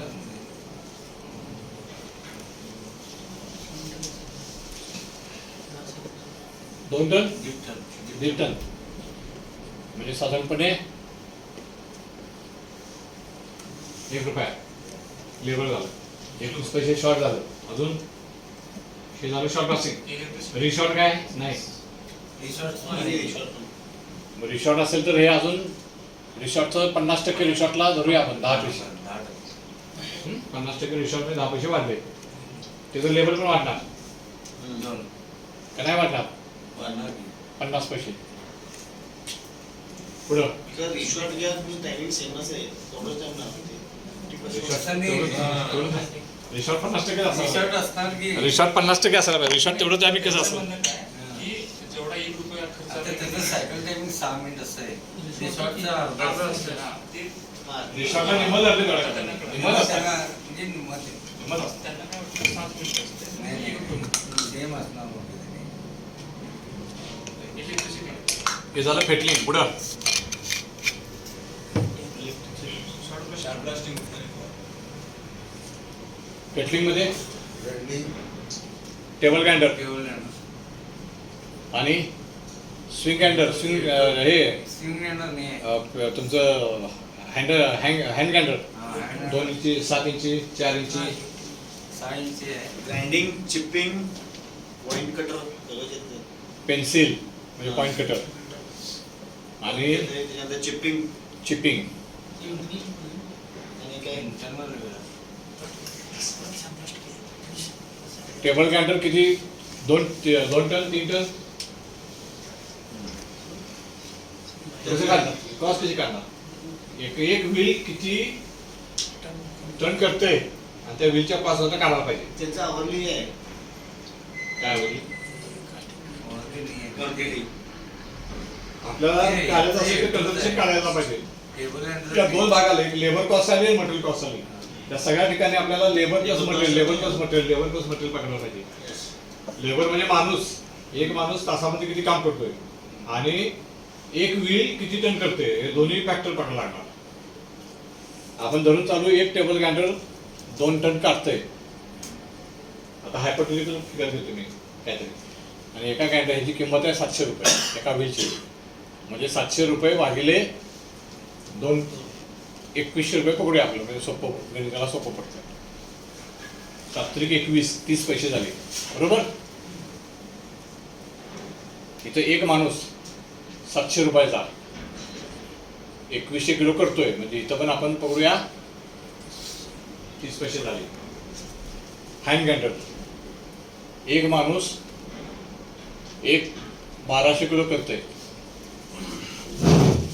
1400 पकडूया, 1400 किलो करतोय आणि पगार आहे 700 रुपये, म्हणजे 7 दुने 14, 20 पैसे झाले. एक माणूस 700 रुपयाचा 1400 किलो करतोय, म्हणजे इथं पण 20 पैसे झाले. लेबर, मटेरियल आणि लेबर दोन्ही पकडले. पेन्सिल इथं काय लागणार तुम्हाला? Cutter, pointer. एक कटर समजा आपण पकडून चालू 700 किलो मटेरियल काढतोय, आणि ह्याचा रेट आहे 70 रुपये, म्हणजे 10 पैसे झाले. एक माणूस जो 700 रुपयाचा आहे तो 700 किलो मटेरियल काढतोय, म्हणजे 10 पैसे झाले. चिपिंग एक माणूस 2 टन मटेरियल काढतोय गुणिले 700, म्हणजे इथं 30 पैसे झाले. तीन टोटल बेरीज भागा पाहिजे. अजून काय याच्यामध्ये आलं? केटलिंग मध्ये याच्यामध्ये आणि आले की पॅकिंग आहे, पॅकिंग सेपरेट पकडूया. इंटरनल शॉर्टकट आहे. इंटरनल शॉप असते ते काही एवढीच कॉस्ट येणार का वाढणार? सेम कॉस्ट येते बघा. शॉर्टकट आहे की नाही, त्याचं सेम कॉस्ट आहे. 10 पैसे. ठीक आहे. पेंटिंग हा, पेंटिंग पेंटिंग पेंटिंग आणि ऑइलिंग. डेकोरिंग पेंटिंग डेकोरिंग प्रोडक्शन मध्ये नाही पकडलेलं आपण. डेकोरिंग आपण नॉकआउट प्रोडक्शन मध्ये पकडूया. प्रोडक्शनचं लेबर काढलेलं नाही आपण, त्यामध्ये पकडूया आपण. पेंटिंग आणि आमचं ऑइलिंग होत आहे 70%. कास्टिंगला काही पेंटिंग करतात, काही ऑइलिंग करतात. आपण एक कुठेतरी कॉस्ट पकडूया. पहिलं पेंटिंग पकडूया. फक्त पेंटिंग, पेंट आणि थिनर, बरोबर. आणि लेबर 1,400 रुपयाचा पेंट. एका लिटर मध्ये समजा आपण धरून चालू की 140 कास्टिंग होतात. 100 रुपयाचा पेंट धरून चालू, सोपं गणिताचं पकडतो. 140 कास्टिंग होत आहे, म्हणजे एका ह्याला 0.14 एका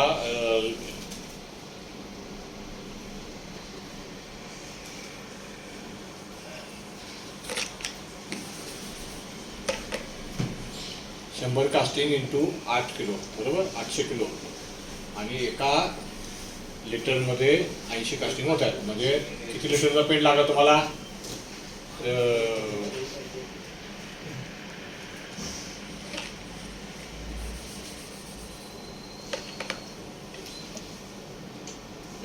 एक लिटर पेंट मध्ये समजा आपण धरून चालू 100 कास्टिंग होत आहेत, बरोबर.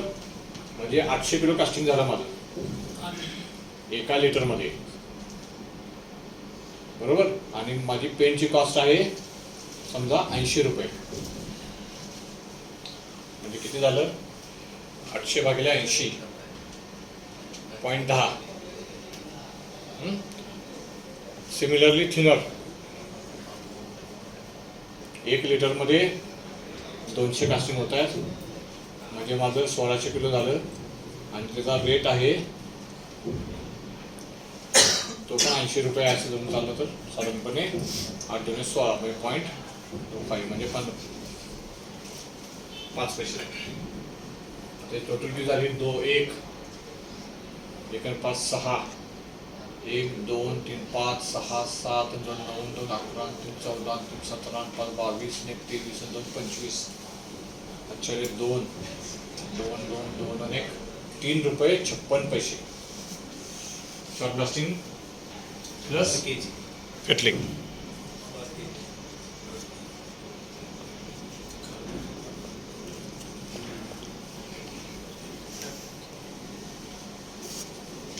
काय डाऊट? मे बी वाढेल फिगर, कारण तुमचे हे आपण अंदाज तुमचे पकडले खूप.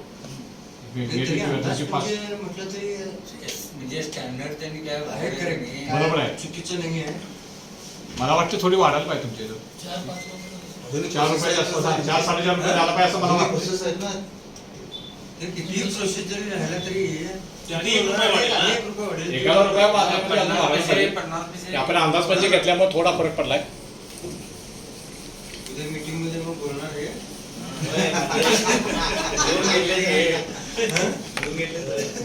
आणि पुरा लिहून घेतलाय. बरं. आणि पुढं आता काय राहिलं? शाबाशिंग, पेंटिंग. काय शिकायचं ते बाय. आता कुठलं राहिलं आपलं? Labour cost. Labour cost. नेट रिलायटेड टनेज ते का नाही ते कळलं का अजून आपले लेबर कॉस्ट एक राहिली प्रोडक्शनची. आपण मेल्टिंग मध्ये धरलेली नाही आहे. मेल्टिंगची माणसं, डेकोरिंगची माणसं, ती अजून लेबर कॉस्ट आपली राहिली आहे. बरोबर. आणि पॉवर कॉस्ट काढली ना आपण. पॉवर कॉस्ट काढली, रिएक्शनची कॉस्ट पण काढली आहे. पॉवर कॉस्ट काढली आहे. लेबर ही आपण शॉर्ट अशी पॉवर कॉस्ट आपण ह्याच्यामध्ये अदर पॉवर मध्ये पकडली ऑलरेडी. लेबर मध्ये मेल्टिंगला किती माणसं आहेत? 40 पकडा. फक्त मेल्टिंग प्रोडक्शनला 40 एक शिफ्ट. एका भट्टीवर. एका भट्टीवरती. Operator plus helper. Yes. Average 700 रुपये का जास्त? 700. 700. 3500 रुपये. आणि एका शिफ्टमध्ये भट्ट्या किती होतात? 20. 20 × 500. बरोबर. म्हणजे 1 टन मटेरियल. त्यामध्ये तुमचं 800 kilo liquid material good casting होणार. 800 रुपयाला 3500 रुपये म्हणजे 8 8 8 832. सर 10 टन होते. 10 टन होते सर. 10 टन म्हणजे 8 टन झालं. 8 टन भागिले 20 वरती होते. बरोबर काय शिपमध्ये बरोबर 8 काय टन ओके का? 8 टन बरोबर आहे. बरोबर. समजा 3500 भागिले 8 टन 8 टन काय आहे? 832.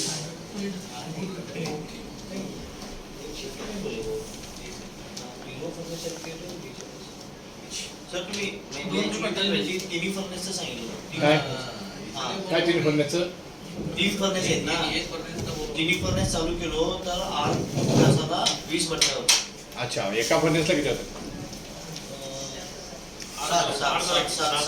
7. तुम्ही एवढं कमी काय लागलं? मी ते विचार करायला लागलो.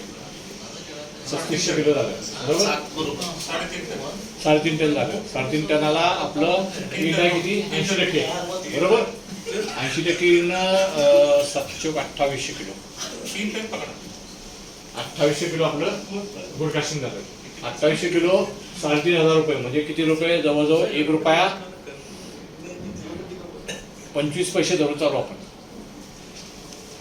1 रुपया 25 पैसे माझी कुठली मेल्टिंगच्या माणसाची कॉस्ट आहे.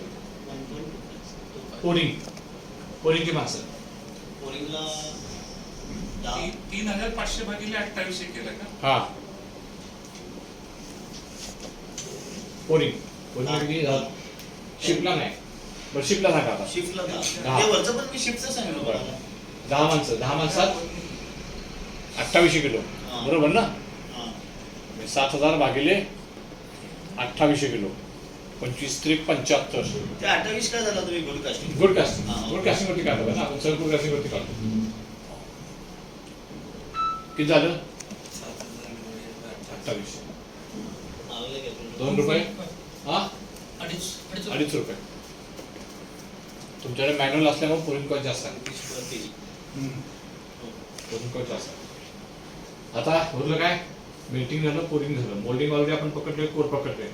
नॉकआउट. पॅकिंगचं पण आहे की सेल पॅकिंग. शेल पॅकिंग त्यामध्ये आलं ना आपल्या याच्यामध्ये नाही सर काही इन्स्टा फॅमिलीज असतात इथे. बरं. इथं मी हा, ऑटो हे मोल्डिंग मध्ये. हां. Box. Okay okay okay. Shell packing आणि नॉकआउट हे एकत्र सांगा आता. शेल पॅकिंग आणि नॉकआउट 11 माणसं. ऑलमोस्ट सेम वर्डचं झालं म्हणजे. 11 म्हणजे 2800 किती? 7700 भागिले 2800 म्हणजे 2 रुपये साधारणपणे 75 पैसे. 2.75 3 आणि 1 4 आणि 2 6 रुपये 50 पैसे.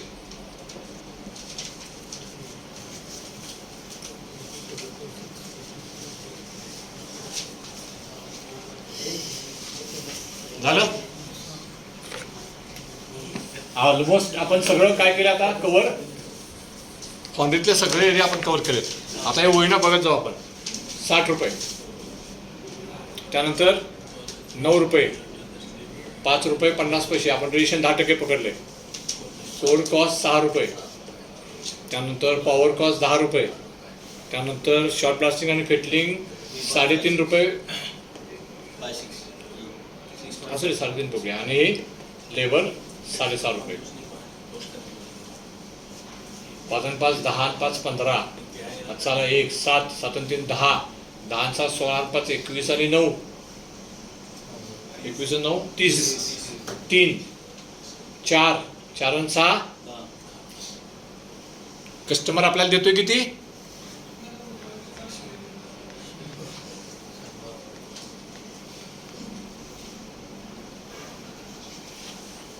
किती देतोय? आपलं आले किती? आले की 100. काय झाली? फक्त व्हेरिएबल कॉस्ट झाली. यात एक चूक आहे फक्त. तुमच्या लक्षात आलं नाही, माझ्या पण लक्षात आलं नाही. आपण ही जी कॉस्ट काढली की नाही, या कॉस्टमध्ये अजून एक फॅक्टर आपण धरलेला नाही. तो म्हणजे तुम्ही जे रिजेक्शन RR आहे ते रिटर्न घ्यायला ते घेतलेलं नाही आपण. ते रिजेक्टेड झालेलं RR आपण वजा केलेलं नाही आहे. म्हणजे ते किती आहे तुमचं? 2 किलो RR आहे, बरोबर? 2 किलो RR गुणिले किती रुपये रेट धरला आपण त्याचा? 45 रुपये. 45 दुने 90 रुपयाचा RR आहे. हे 90 रुपयाचा RR आपल्याला वजा करायला पाहिजे. म्हणजे आपण समजा एक टन जर मटेरियल काढलं तर त्याच्यामध्ये 800 किलो गुड कास्टिंग होणार, म्हणजे 200 किलो RR आपल्याला निघणार. 200 गुणिले 45, 45 दुने 90, 9,000 रुपये. 9,000 भागिले किती? 1 टन, म्हणजे 9 रुपये. थोडक्यात ही माझी कॉस्ट आली 51 रुपये. 9 रुपये 9 गेले म्हणजे किती? 91. क्लिअर आहे? प्रॉफिट नाही, अजून ओव्हरहेड पकडलेले नाहीत तुम्ही. फिक्स कॉस्ट, तुमची सॅलरी, स्टाफची salary, administration cost, depreciation, average साधारण ते पण 5 ते 7 डिपेंड. अगं ते पण अवलंबून असतं काय टाईपच्या फाउंड्रीज आहेत. उदाहरणार्थ एखादी राजकोटची फाउंड्री आहे जिथं ओनर आहे त्याच्या खाली डायरेक्ट कामगारच आहेत, तिथं काय ॲडमिनिस्ट्रेशन कॉस्ट त्याचं तोच अकाउंटिंग करत असतोय, ते तोच सगळं करत असतोय. तिथं काहीच नाही. तुमच्यासारखी कंपनी आहे जिथं MR आहे किंवा सिस्टीम्स आहेत, AC आहे, बरोबर ना? तिथं त्याप्रमाणे डिपेंड ऑन कशा प्रकारचं ऑर्गनायझेशन आहे या कॉस्ट तुमच्या व्हेरी होतात. जसं व्हॉल्यूम वाढत तशा या कॉस्ट थोड्याशा वाढतात. व्हॉल्यूम कमी असेल तर कॉस्ट कमी होतात. सिंपल लॉजिक आहे त्यामागचं. नॉर्मली नॉर्मली सांगायचं तर साधारणपणे ओव्हरहेड कॉस्ट 60% आणि प्रॉफिट 60%. हे साधारणपणे 15% गणित असतं. 15% म्हणजे 100 रुपयाच्या ह्याला किती? 15 रुपये. 115 नव्हे, 100 रुपये कॉस्टमध्ये 15 रुपये धरलेलं असतं. म्हणजे 85 रुपयामध्ये हे ॲक्च्युली 85 रुपयामध्ये बसायला पाहिजे, आणि वरचे 85 ते 87 रुपयामध्ये बसायला पाहिजे, आणि वरचे 12 ते 13 रुपयामध्ये तुमचं ओव्हरहेड प्लस प्रॉफिट असायला पाहिजे. आता हे 91 आहे म्हणजे काय झालं? तुम्हाला 9 रुपये मिळाले. आता 9 रुपयाचं बायफर्केशन काय आहे? एक आहे प्रॉफिट, एक आहे ओव्हरहेड किंवा फिक्स कॉस्ट. आता यातला पहिला हा भाग तुम्ही अवॉइडच करू शकत नाही, कारण हा खर्च आहे, ही कॉस्टच आहे प्रकारे, ही जाणारच आहे जगशातनं, बरोबर ना? ही समजा 7 रुपये असं जरी धरलं आपण, तर मग प्रॉफिट राहिला. आता ही कशावरती अवलंबून आहे की ओव्हरहेड कॉस्ट ही नॉर्मल फिक्स असते. समजा उदाहरणार्थ आपण एक 500 टनची फाउंड्री असं धरू, म्हणजे तुमचं लोन, त्याचं हप्ता, त्यानंतर ॲडमिनिस्ट्रेशन कॉस्ट, डिप्रिसिएशन, सॅलरी, हे सगळं फिक्स असते. साधारणपणे आपण धरूया की या 500 टनाला साधारणपणे 25 लाख रुपये फिक्स कॉस्ट आहे. 25 लाख रुपये काय फिक्स कॉस्ट आहे. मी जर 500 टन काढलं तर ही आली माझी 5 रुपये पर किलो. बरोबर ना? मी जर 500 टन काढलं तर माझी किती आली 5 रुपये पर किलो. पण माझा आता शेड्यूल डाऊन आहे, मी 300 टनच केलंय. ही तर बदलणार नाही आहे, ही माझी बदलणार नाही आहे. मग या केसमध्ये ही माझी आली 8 रुपये किलो. या केसमध्ये मला इथं झालं 4 रुपये प्रॉफिट, या केसमध्ये मला इथं झालं 1 रुपया प्रॉफिट.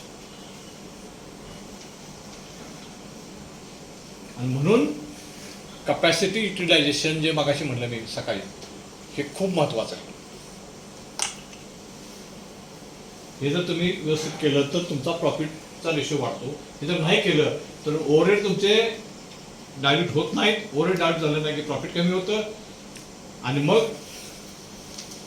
ह्याच्यावरती फोकस होतो. मग व्हेरिएबल कॉस्टवरती फोकस होतो. मग व्हेरिएबल कॉस्ट ही 90 रुपयाची मी अजून कशी कमी करू शकतो याच्यावरती काम करायला आपल्याला सांगतो. का तर हे आपण कमी करू शकत नाही, कारण हे माझ्या हातात नाही आहे. हे 200 टन आत्ता लगेच आणू शकत नाही मी कुठनं, किंवा मार्केटच डाऊन आहे, मी नाही काय करू शकत. तर मग मी काम कुठे केलं पाहिजे? मी इथं काहीच काम करू शकत नाही. मला जर हे वाढवायचं असेल तर मला हे कमी करायला पाहिजे. मग हे कमी करायचं असेल तर इथं 10-20 पैसे, इथं 10-20 पैसे, इथंच 25 पैसे, इथं 50 पैसे, असं कमी कमी कमी करून मी इथं 1-2 रुपये वाचू शकलो तर माझं हे कुठेतरी 1 रुपयाचं 2 रुपये किंवा 3 रुपये. काय काय केसमध्ये जर मी 250 टन केलं तर हे जवळजवळ 9 रुपयाच्या आसपास जातं. म्हणजे 9 रुपये याचा अर्थ मी 200 टनच केलं तर काय होणार? आणि कंपन्या बंद पाडायचं कारण हे प्लस माझी ही कॉस्ट वाढते. आता इथं वाव कुठं आहे? इथं वाव आहे तुम्हाला स्टेट वे. तुमचं 10% रिजेक्शन तुम्ही 7% केलं तर तुम्ही इथं 3 रुपयावर येणार. 3 रुपये आले की हे तुमचं 9 रुपयाचं 11 रुपये येणार. 11 रुपये आले की तुम्ही या केसमध्ये पण 2 रुपये. हे इंटरप्रिटेशन तुम्हाला समजायला पाहिजे, यायला पाहिजे.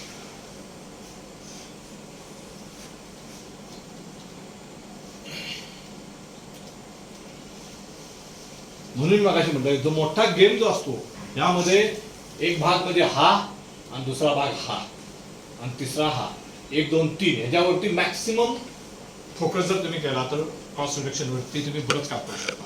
मेल्टिंग, पॉवर कन्झम्पशन आणि रिजेक्शन हे 3 मोठे चंक आहेत त्याच्यावरती तुम्ही काम करू शकता. आणि तिथं ऑपॉर्च्युनिटी पण भरपूर आहेत काम करण्यासारख्या. जिथं वेस्टेजेस बऱ्यापैकी असतात. म्हणजे अगदी चांगल्यातल्या चांगल्या क्वांटिटीत जरी गेलो तरी 10% त्यामध्ये सेव्हिंग आरामात होऊ शकतं. आता तुमच्याच कंडिशनमध्ये म्हणायचं झालं, तुम्ही जे मला पॉवरमध्ये सांगितलं 500 किती 340 युनिट म्हणजे 680 युनिट पर टन. माझं ॲव्हरेज आता चालले 580 युनिट पर टन कोल्हापूरमध्ये. माझ्या क्वांटिटीचं 500 किलो 550 युनिट. हा तसं ते 540 आम्हाला 1 टनला इकडे यायला आहे. या वेळेमध्ये 1 टन आहे. मी जे सकाळी म्हणलं तुम्हाला इफिशियन्सी ऑफ इक्विपमेंट.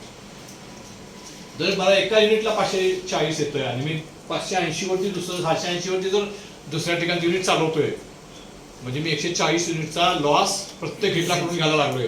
त्याऐवजी जर मी ही फर्नेस बदलून ती फर्नेस टाकली तिथं ती इफिशियन्सी वाढवली. हे पण कंटिन्युअस इम्प्रुव्हमेंटच आहे. एक प्रकार हा प्रोजेक्ट आहे. तुम्ही आज प्रोजेक्ट घेऊ शकता की बाबा आपण हे एवढं करतोय, हे जर वर्षाचं माझं बिल एवढं येणार आहे, हे जर मी हे इक्विपमेंट बदललं तर माझं वर्षाचं बिल एवढं कमी येणार आहे. माझं रिटर्न ऑफ इन्व्हेस्टमेंट 1 वर्ष 1.5 वर्ष 2 वर्षामध्ये माझी टॉप इन्व्हेस्टमेंट. हा पण एक प्रकारचा कंटिन्युअस इम्प्रुव्हमेंट प्रोजेक्टच आहे. त्यामुळे हिथं भरपूर वाव आहे पॉवरला. मेल्टिंगमध्ये आपण मगाशी बघितलं 2 रुपये 75 पैसे, 1 रुपये 75 पैसे, 40 पैसे. तिथलं वेस्टेजेस कमी करायला भरपूर मोठा वाव आहे. रिजेक्शनमध्ये वाव आहे. या इथं फार काय नाही. मग इथं इम्प्रुव्हमेंट होतात 10 पैसे 15 पैसे इम्प्रुव्हमेंट करायला वाव आहे. पण मेजर चंक आहे तो इकडा. मोल्डिंग मध्ये आपण मगाशी म्हटलं की कोडचं वजन कमी करू शकतोय का, ह्या इम्प्रुव्हमेंट आहेत. पण त्याला वेळ पण तेवढाच लागतो, तेवढं स्किल पण आहे, तेवढं ऑप्टिमाइज कदाचित झाला असं तर होणार पण नाही, इट डिपेंड्स. पण इथं डोळे झाकून तुम्ही 10% इम्प्रूव्हमेंट करू शकता. डोळे झाकून प्रोडक्टिव्हिटी वाढवणं, पॉवर कन्झम्पशन कमी करणं, बर्निंग लॉस. आपण कास्टावरती गेलो नाही, कास्टावरती गेलो तर बोरिंगचा वापर, बोरिंगचं प्रमाण किती टाकायला पाहिजे. 30% बोरिंग टाकायच्या ऐवजी 20% वापरतोय. 10% जर बोरिंग कमी वापरलं, बोरिंगमध्ये जवळजवळ 4 रुपयाचा रेटचा फरक आहे. काय बोल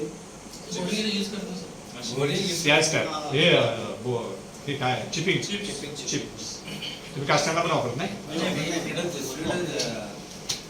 बाहेर पांढऱ्यातून हे बोरिंग वापरतात, इथं वापरतात. तुम्ही वापरतच मी नाही. नाही वापरत. आपलं मशीनच्या बाहेर पण ते पण बोरिंग यूज करत पॉलिसीचा भाग आहे थोडा. बोरिंग वापरलं तर कॉस्ट कमी होती, पण पॉवर कन्झम्पशन थोडंसं तुम्हाला वाढतं किंचित. म्हणजे जे आम्ही मशीन आपल्या मशीनच्या बसत तिथलंच बोरिंग वापरलं तर फायदा असतो. हो बरोबर की आपल्या मशीनचा वापरलं तर फायदा असं बाहेरनं पण घेतात लोक चांगलं बोरिंग घ्यायचं. पण अगेन हा परत स्ट्रॅटेजीचा भाग आहे. मी असं म्हणत नाही वापरायचं म्हणून, पण एक ठराविक लिमिट पण तुम्ही वापरलं तर तुमची कॉस्ट कमी होती. त्यापेक्षा जास्त वापरायला गेलं तर नुकसान पण आहे. मी दोन्ही बघू सांगतो. त्यापेक्षा जास्त वापरायला गेलं तर स्लॅगचं जनरेशन वाढतं, पॉवर कन्झम्पशन वाढतं, तुमची प्रोडक्टिव्हिटी कमी होती. त्यामुळे एका लिमिटच्या पुढे वापरून पण नाही चालत. पण एका लिमिट पण वापरलं तर तुम्हाला ते कुठेतरी चार्जेस ऑप्टिमायझेशन म्हणतो. म्हणजे मला हे 48च्या ऐवजी 45 मध्ये बसवायचं, तर मी काय करू शकतो, तर मी चार्जेस मध्ये थोडंसं प्लस मायनस करून तो कसा 45 मध्ये बसवीन हे बघायला पाहिजे.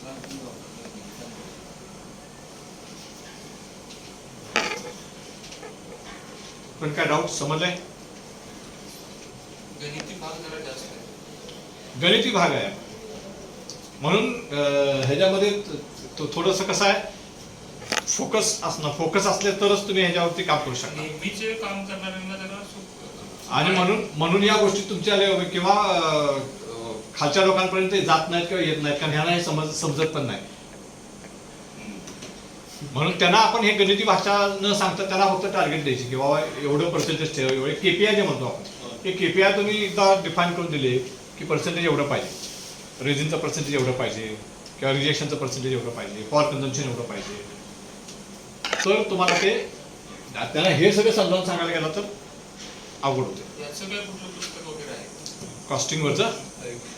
कॉस्टिंगवरचं फाउंड्रीमधलं कॉस्टिंगवरचं पुस्तक मी तरी बघितलेलं नाही अजून. पण कॉस्टिंगवरचं किंवा तुम्हाला फायनान्स मधलं जर पुस्तक वाचायचं असेल किंवा बॅलन्स शीट बद्दल समजून घ्यायचं असेल, बॅलन्स शीट बद्दल नाही, कॉस्टिंग कसं काढतात? बॅलन्स शीट मधला हाच भाग जो मी आता बोललो, प्रॉफिट लॉस किंवा बॉटम लाईन, ओव्हरहेड्स, तर त्याच्यामधला सगळ्यात तज्ञ माणूस म्हणजे डॉक्टर अनिल लांबा. डॉक्टर अनिल लांबा त्यांचं मी ऍक्च्युली 3 दिवसाचं सेशन अटेंड केलेलं आहे पर्सनली. हे सगळं मी जे आता सांगतोय ह्याच्यातला खूप मोठा वाटा त्यांचा आहे. त्यांच्याकडे ते माझे गुरु आहेत म्हणलेच. मी अजून इव्हन युट्यूब लिंक्डइनवर गेला तर ते लिंक्डइनवर त्यांचं हे आहे, डॉक्टर अनिल लांबा. त्यांचं पुस्तक आहे रोमॅन्सिंग विथ द बॅलन्स शीट. 2-3 पुस्तक आहेत, खूप हाय सेलिंग पुस्तक आहे त्यांची. आणि त्यांचं रेग्युलर संडे मिथ्स म्हणून एक हे असतंय, जे पहिलं जे वाक्य वापरलं मी हे त्यांचंच वाक्य आहे की everyone saying that we are non financial person but those are all financial person except the accountant. हे त्यांचंच वाक्य आहे जे मी सकाळी मगाशी बोललो. आणि ह्या सगळ्या गोष्टीमध्ये कुठेही अकाउंटंटचा संबंध नाही. अकाउंटंट फक्त बेरीज वजाबाकी करतो. हे सगळं परचेस पाल्यापासून ते डिस्पॅच वाल्यापर्यंत. त्याच्यामध्ये इन्व्हेंटरी पण आली आहे. त्यात इन्व्हेंटरी आपण कॉस्ट कुठं पकडलेली नाही, ती ओव्हरहेड मध्ये येते, ती ह्याच्यात आपण पकडलेली नाही आहे. डिस्काउंटिंग कॉस्ट कुठं पकडलेली नाही आहे, फायनान्स कॉस्ट कुठं पकडलेली नाही आहे. हे सगळं कव्हर होणार तुमच्या फिक्स कॉस्ट मध्ये. ती पण वाढली तर तुमची फिक्स कॉस्ट वाढली. तुम्ही इन्व्हेंटरी वाढवली, परचेस जास्त रेटने घेतलं, काय होणार, हे गणित बोंबलणार, ह्या कॉस्ट सगळ्या वाढणार. त्यामुळे परचेसवाला पण तेवढाच महत्वाचा आहे. किती कमी पैशामध्ये चांगलं मटेरियल आणून देईल, इफिशियन्सी. त्याचं कन्झम्पशन आपल्याकडे जबाबदारी आहे, रिजेक्शन ओव्हरऑल सगळ्यांची जबाबदारी आहे. आणि हे सगळे आपण फायनान्सचीच माणसं आहे. फक्त आपल्याला वाटतं की आपण नॉन फायनान्शियल आहे. ऍक्च्युली आपणच सगळं हा गाडा चालवत असतो किंवा रेटत असतो. बॅलन्स शीट बद्दल तुम्ही म्हणता, ज्या शेअर मार्केटवरती चालणाऱ्या कंपन्या आहेत त्या केसमध्ये बॅलन्स शीट किती महत्वाची दाखवतात त्यांनी, म्हणजे फुगवून दाखवतात की कसं? मी बघाच्या माझ्या स्लाइड मध्ये स्पेसिफिक वाक्य होतं की balance sheet are not 100% as it is. या बॅलन्स शीट या बँकेला दाखवण्यासाठी जास्त. आता उदाहरण तुम्हाला अगदी सोपं उदाहरण सांगायचं म्हणलं तर माझ्याकडं मंथ एंडला 400 टनाचा स्टॉक आहे. 400 टनाचा स्टॉक आहे. नॉर्मली बॅलन्स शीट म्हणजे काय, मी खर्च परचेस किती केला, माझ्याकडे खर्च किती झाला आणि माझ्याकडे शिल्लक किती आहे. जे परचेस केला त्याची माझ्याकडे बिल आहेत, त्यात मी काय डुप्लिकेशन नाही करू शकत. जे मी सेल केला त्याची माझ्याकडे बिल आहेत जीएसटीची, त्यात मी काय करू शकत नाही. उरलं काय, माझ्याकडे बॅलन्स मटेरियल काय, ते बॅलन्स मटेरियल मी बुक वरती काय ते दाखवायचे. सगळ्यात पहिलं म्हणजे बॅलन्स दाखवणारं मटेरियल 100% खरंच असतं असं नाही आहे. मी 400 टन दाखवलं, तुमच्याकडे 350 टन असते, तुम्ही 400 टन दाखवता, असंही बऱ्याच ठिकाणी होऊ शकतं. नंबर 1. नंबर 2, ह्याची व्हॅल्यू काय, ह्याच्यावर कुणाचाही कंट्रोल नसतो. उदाहरणार्थ 400 टन मटेरियल मध्ये 100 टन माझ्याकडे रॉ मटेरियल आहे, 100 टन कास्टिंग आहे, 100 टन मशीन शॉप मध्ये आहे, 100 टन रिजेक्शन आहे. पण मी सगळंच्या सगळं मशिनिंग असं दाखवून 150 रुपये व्हॅल्यू दाखवली, काय होणार, माझी बॅलन्स शीट प्रॉफिट मध्ये जाणार. तेच मी हे 400 टन माझं मटेरियल आहे, रिजेक्शन आहे म्हणून दाखवलं आणि याला व्हॅल्यू 50 रुपये लावली, काय होणार, माझं बॅलन्स शीट मला बँकेला काय दाखवायचंय त्याच्यावरती ते अवलंबून असतं. त्यामुळं लोन घेताना महत्वाचं, लोन घेताना सीसी लिमिट ठरवताना पण हे सगळं जे आहे, म्हणून मी बघा हे काय म्हणलं की बॅलन्स शीट जरी तुमच्या समोर आली तरी ती करेक्ट पिक्चर रिफ्लेक्ट करेल ह्याची गॅरंटी नाही. म्हणून काय केलं पाहिजे, तर आपण हे जे केलं हे खरं आहे, हे जे मांडलंय हे तरी खरं आहे, यात काय खोटं आहे का. थोडक्यात तुम्हाला काय कळलं इथं की माझी कॉस्ट आहे 91.50, मला कस्टमर 100 रुपये देतो, मी 9 रुपये माझे वाचतायत. आता ओव्हरहेड किती तुम्हाला माहित नाही, पण 9 रुपये मला कॉन्ट्रीब्युशन आहे. 9 रुपये म्हणजे किती टक्के झालं, साधारणपणे 11% झालं, बरोबर.